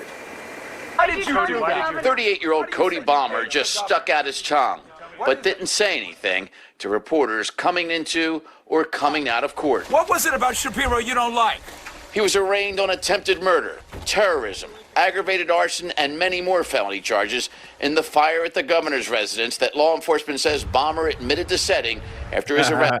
I got you, Street Media. Shout out to my dog, Street Media, man. I'm going to check it right now. Sunday, the criminal complaint states Bomber admitted harboring hatred toward Governor Shapiro. And Bomber was asked specifically what he would have done if Governor Shapiro found him in the residence, to which he advised he would have beaten him with his hammer. The hammer investigators say Bomber was captured on video surveillance using to break a window on the governor's residence, then tossing the first of 3 beer bottles full of gasoline with a wick known as a Molotov cocktail, igniting a substantial fire within. Then breaking in through another window where he entered the residence and started 2 more fires with 2 other Molotov cocktails. As this video provided by authorities shows the substantial damage done throughout the governor's residence, where if a door was not closed, fire investigators say the flames would have easily spread to the 2nd floor where the governor, his family, and a lot of guests were asleep. The Molotov cocktail is no different than a gun. When I got that Molotov cocktail in my hand, I know at the end of the day, I'm going to create damage, destruction, and probably going through the terrorist's mind was, I want to kill somebody. A man entering the door at Bomber's home told Fox 29 News' Jeff Cole. I'm going to play that video next. Shout out to Street Media for sending me that video. I'm going to play that video next. He tried to get help for him. Would you talk to us at all, sir? No, I won't. You won't? I already told other people that we tried to get help for him, and that was it. You did. That's all I'm saying. You tried. That's all I'm saying. So he had an issue during the week, you said. I said that was all I was saying. Okay, but let me be clear. You tried to get help for him. No, I was clear enough. All right, so while Balmer didn't talk to Jeff coming in or going out of court or any of the other reporters, he was forced to talk to the judge in court. Some of what he said he's been living with his parents at that house for the past year or so, hasn't had a job, has lots of kids in his words, doesn't do drugs, doesn't drink, and contrary to all the rumors, does not suffer from mental illness. Jen, Sheba? Yeah, I'm sure we'll be learning more in the coming days as well. Thank you so much. Man, listen, homie. Listen, there's endless stories, man, and I haven't showed you guys half of these stories, man. This is crazy. But let's get back to the content, family. Man, oh man. Check it out. Check it.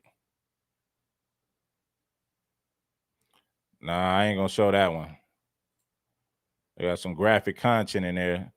Street Media sent me this white motorcycle gang. I'm Gray Hall. Rick Williams is off. Breaking news now at 11. These are white motorcycle gangs, right? And then, Wawa, man, that's in Florida, man.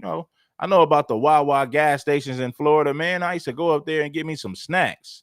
You go up to the Wawa, man, you get you some nice stuff and you get on back home. But shout out to Florida and a Wawa gas station, man. The big story on Action News, a massive police response in several parts of Montgomery County following a shootout between rival biker gangs. Police right now investigating at least 2 scenes where at least 6 people were shot. But we do know shots were fired at the Wawa in West Norton Township just after 9 tonight. 3 people there were taken to the hospital, and investigators taped off a large area right near the gas pumps. Then, just a few miles away on DeKalb Street in Bridgeport, police took another 3 people to the hospital. Several others were taken into custody. We are working right now to get you more details about what exactly unfolded there, so stay with Action News. You see how they never talk about these white motorcycle gangs? These white motorcycle gangs who commit violent crimes. It happens all the time. This is not rare. This information is pretty damn common. This ain't a rare case. This ain't a rare situation. Yeah. Let's get on to the next clip. Hit the like button and support the content. Started, it shows the city being. You're watching Fox 35 News Plus, streaming on Fox Local. Welcome back into Fox 35 News Plus. Garrett Weimer here. We appreciate you joining us. I want to get you to this news conference that is going on, or about to begin right now, actually, live in Los Angeles. The Department of Justice getting ready to announce that an arson suspect has been arrested in connection with starting the Palisades fire, that devastating fire that killed 12 people. Now you see these fires. Remember some of the images. But let's go ahead and listen in. I know this is something of national interest.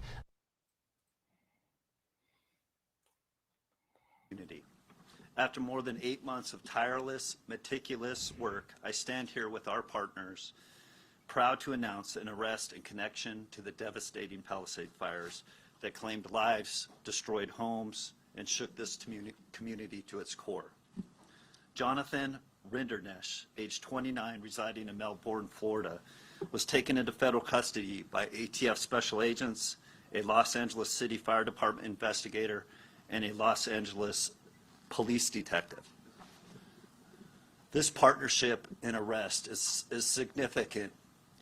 He the one right here, the dude at the top right there on the left, he was arrested for starting them fires. And we already know that white people are the ones who are responsible for setting these wildfires. And the 3 agencies working hand in glove to get this investigation to where it is.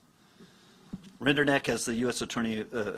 Shout out to Street Media, man. The motorcycle gangs, man, and we're gonna do a follow-up on that too. And shout out to Street Media. It's mighty funny that they talk about black fatigue, but they never talk about white fatigue and the violent criminals in their own community who just happen to be white men. Mentioned as charged. charged under Title 18-844F, malicious by means of a fire of real property owned by an organization receiving federal financial assistance. I know this community has endured a long wait for answers. Families have carried an unmanageable grief, and an entire community has been left to heal while living with questions. Although we cannot share every detail of this investigation, it is still an active investigation, and judicial proceedings remain ahead. I can tell you this, from day one, ATF and our partners have been relentless. We made a promise to find answers, and we have kept that promise. To give you a sense of the work, I want to highlight the extraordinary level of cooperation between ATF and our partners. The Los Angeles City Fire Department, the Los Angeles Police Department, the Orange County Fire Authority, and the United States Forest Service. LA City Fire asked for our assistance, and within 24 hours, ATF's National Response Team arrived on scene.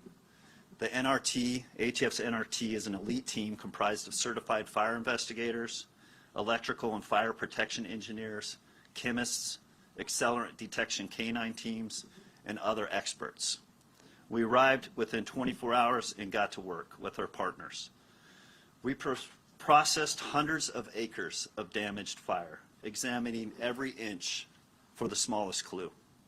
Over the course of the last 8 months, investigators conducted hundreds of interviews, including witnesses overseas, and pursued more than 200 leads. We collected more than 13,000 items of evidence, including fire debris, digital data, DNA samples, all analyzed by ATF's state-of-the-art forensic lab. Our team carried out 500 scientific tests, supported by ATF's Fire Research Lab, the nation's only large-scale fire science lab dedicated to fire investigations. More than 10 of our top engineers and support staff contributed to this laboratory analysis. This investigation has been documented over 300 ATF reports, including a 200-page report detailing the origin and cause of this investigation. ATF technical surveillance specialists were integral in reviewing approximately 1.5 million phone records and data extracted from digital evidence. And I highlight this because I know there's questions on the length that it took us to come to this conclusion. Well, we were reviewing a lot of evidence from one of the most catastrophic fires in the U.S. history. Through this extraordinary team. So you seen that, right? That's him.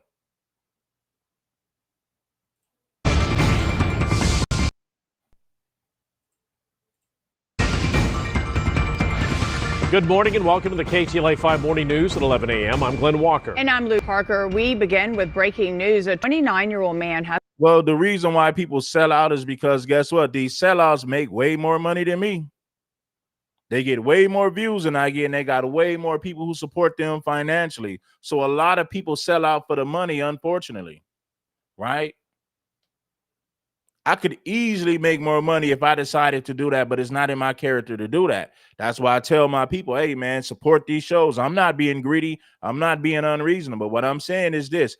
I ain't got half of the supporters that these Sambos and sellouts got. I don't get half of the views, and I don't get half of the supporters.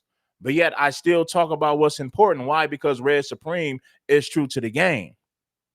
So if you got somebody who's true to the game, make sure that you guys show up and give some support to the content. Show some love to the channel. That's all I'm asking you to do. A lot of these brothers sell out because they realize they can make more money selling out their own people. So that's exactly what they do. But anyway, man, I'm going to move on with this content, though. Good morning and welcome to the KTLA 5 Morning News at 11 a.m. I'm Glenn Walker. And I'm Lou Parker. We begin with breaking news. A 29-year-old man has been arrested on suspicion of starting the deadly Palisades fire that devastated the coastal community in January. Now, the suspect was captured in Florida and is expected to make his first court appearance today. KTLA 5's Lauren Lister live now in downtown Los Angeles with details on the evidence officials say led to his arrest. Lauren?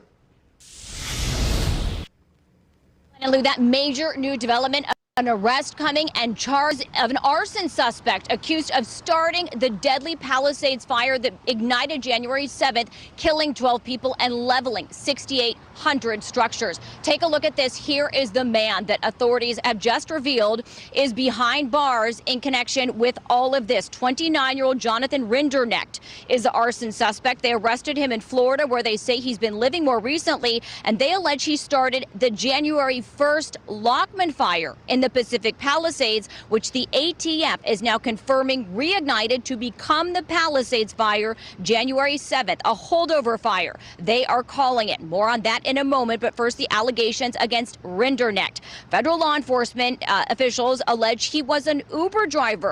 Listen, man, the fact that sellouts and people who are fake, the fact that fake people get more subscribers and more viewers and more supporters than me, it proves that everybody likes fake stuff. Right? People don't support the truth as much as they support sellouts and Sambos.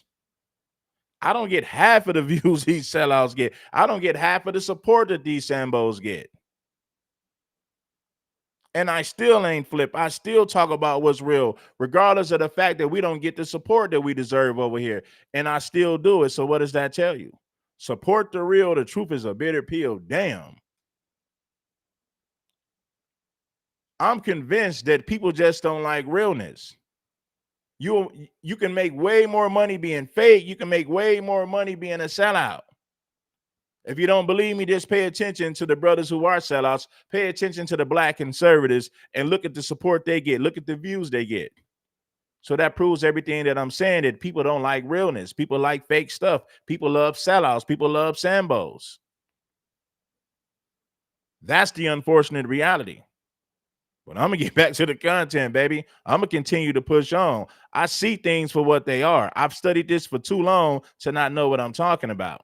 Is now confirming reignited to become the Palisades fire January 7th, a holdover fire. They are calling it. More on that in a moment, but first the allegations against Rinderknecht. Federal law enforcement officials allege he was an Uber driver who lived in the Pacific Palisades at some point, and that's where he ended his shift on New Year's Eve. They say two of his passengers had said he'd been agitated and angry that night, and investigators say here's what happened next. After dropping off a passenger in Pacific Palisades, Rinderknecht parked his car and tried and failed to contact a former friend. He exited the car, walked up a nearby trail, took iPhone videos at a nearby hilltop, and listened to a rap song whose music video included objects being lit on fire.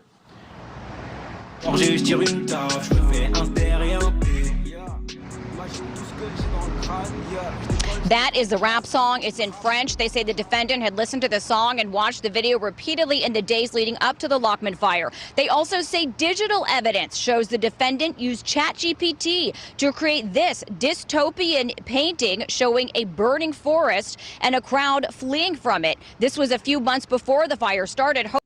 Hopefully you're looking at those images that were provided by authorities in this press conference about the charges that they just revealed. And they say 12 minutes into the new year, environmental sensors indicated the Lockman fire had started it, with the defendant taking several tries to call 911 to report the fire. They allege he fled in a car but turned around after passing responding fire engines. And while the Lockman fire burned, the defendant walked up the same trail to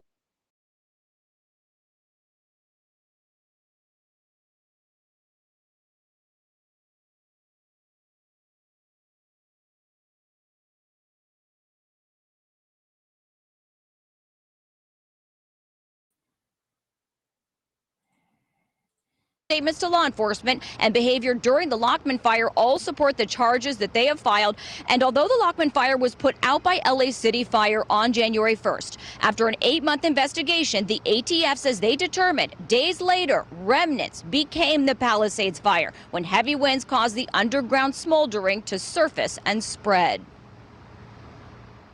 Investigators determined that the Palisades fire reported on January 7th was caused by an intentionally set fire near a viewpoint along the Temescal Ridge Trail in Topanga State Park on January 1st. The fire was a holdover fire, meaning it was deeply seated in dense vegetation and roots and continued to burn undetected until catastrophic weather ensued, resulting in the Palisades fire. Now, one note, witnesses in the aftermath of the Lockman fire had said they believed that fireworks had started that, and they'd seen some of that activity in the area the fire started. Today, federal officials saying they do not have indication that fireworks were involved in the igniting of the fire. They said it was a flame, and they didn't elaborate due to the investigation. But in terms of the suspect due in court in Orlando. So now you see arson, name it, man. These people commit all type of crimes, and they're not held accountable for it. Check this out. A federal judge ordered a man to remain behind bars just weeks after parishioners at a Dallas church locked the door to prevent him from entering with a gun. FBI agents dug through old records and charged the man in connection with a fatal 2022 shooting. Until those charges, he was free from custody, but police closely watched him. Fox 4's David Santendry has all the details. David.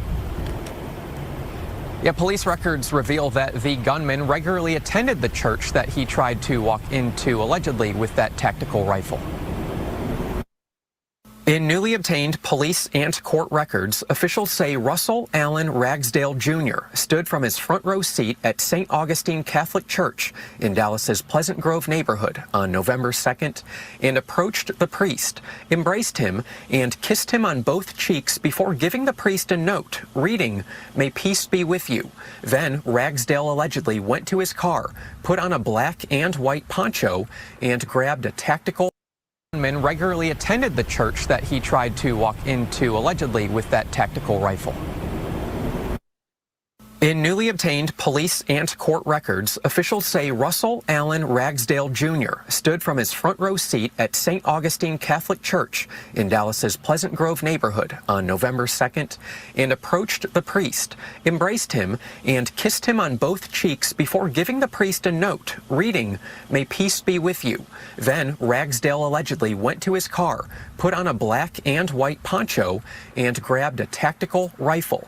Police say he closed the gates to the parking lot before trying to re-enter the church, while 100 people were inside.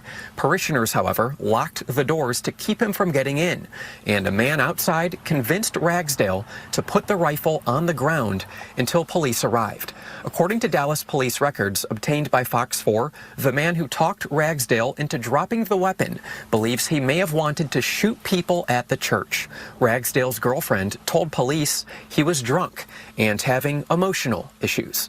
Ragsdale was charged with misdemeanor disorderly conduct, but federal investigators discovered he was charged with a 2022 murder of his roommate in Seagoville.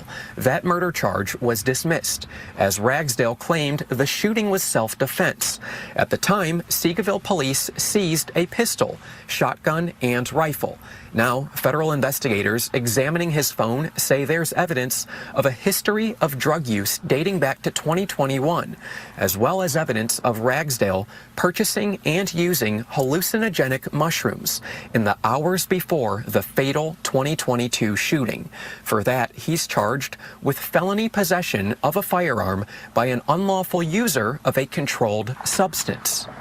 And I think they're trying to be innovative. Richard Roper is a former U.S. attorney for the Northern District of Texas, not connected to this case.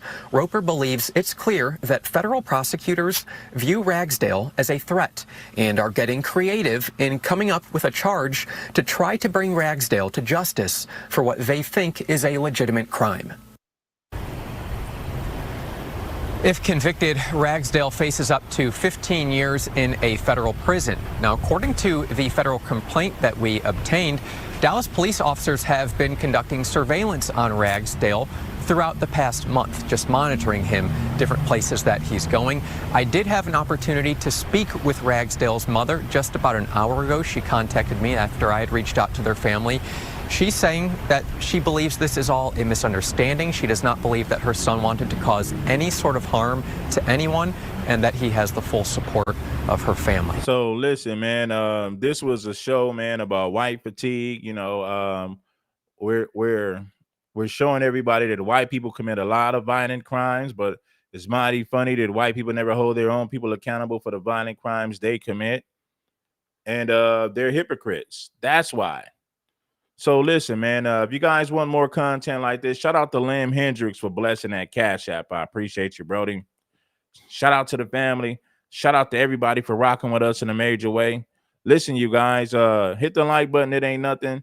Shout out to the deacon for the super chat. I appreciate everybody for the super chats, the Cash Apps, and we're gonna continue to push forward, man.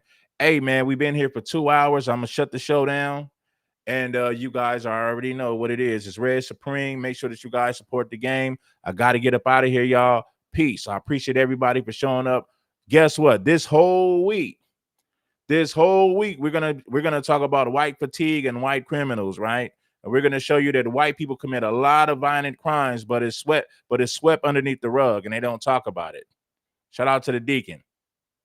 Peace to everybody. Shout out to Cat 6 Cable Guy for sending me these videos, man. Cat 6 sent me a gang of videos about these white criminals in this country. Shout out to Lim Hendricks. I appreciate you, Brody. You know, you got to appreciate people like Lim Hendricks, man, who support this show on a consistent basis, man. I appreciate you. Much love to everybody.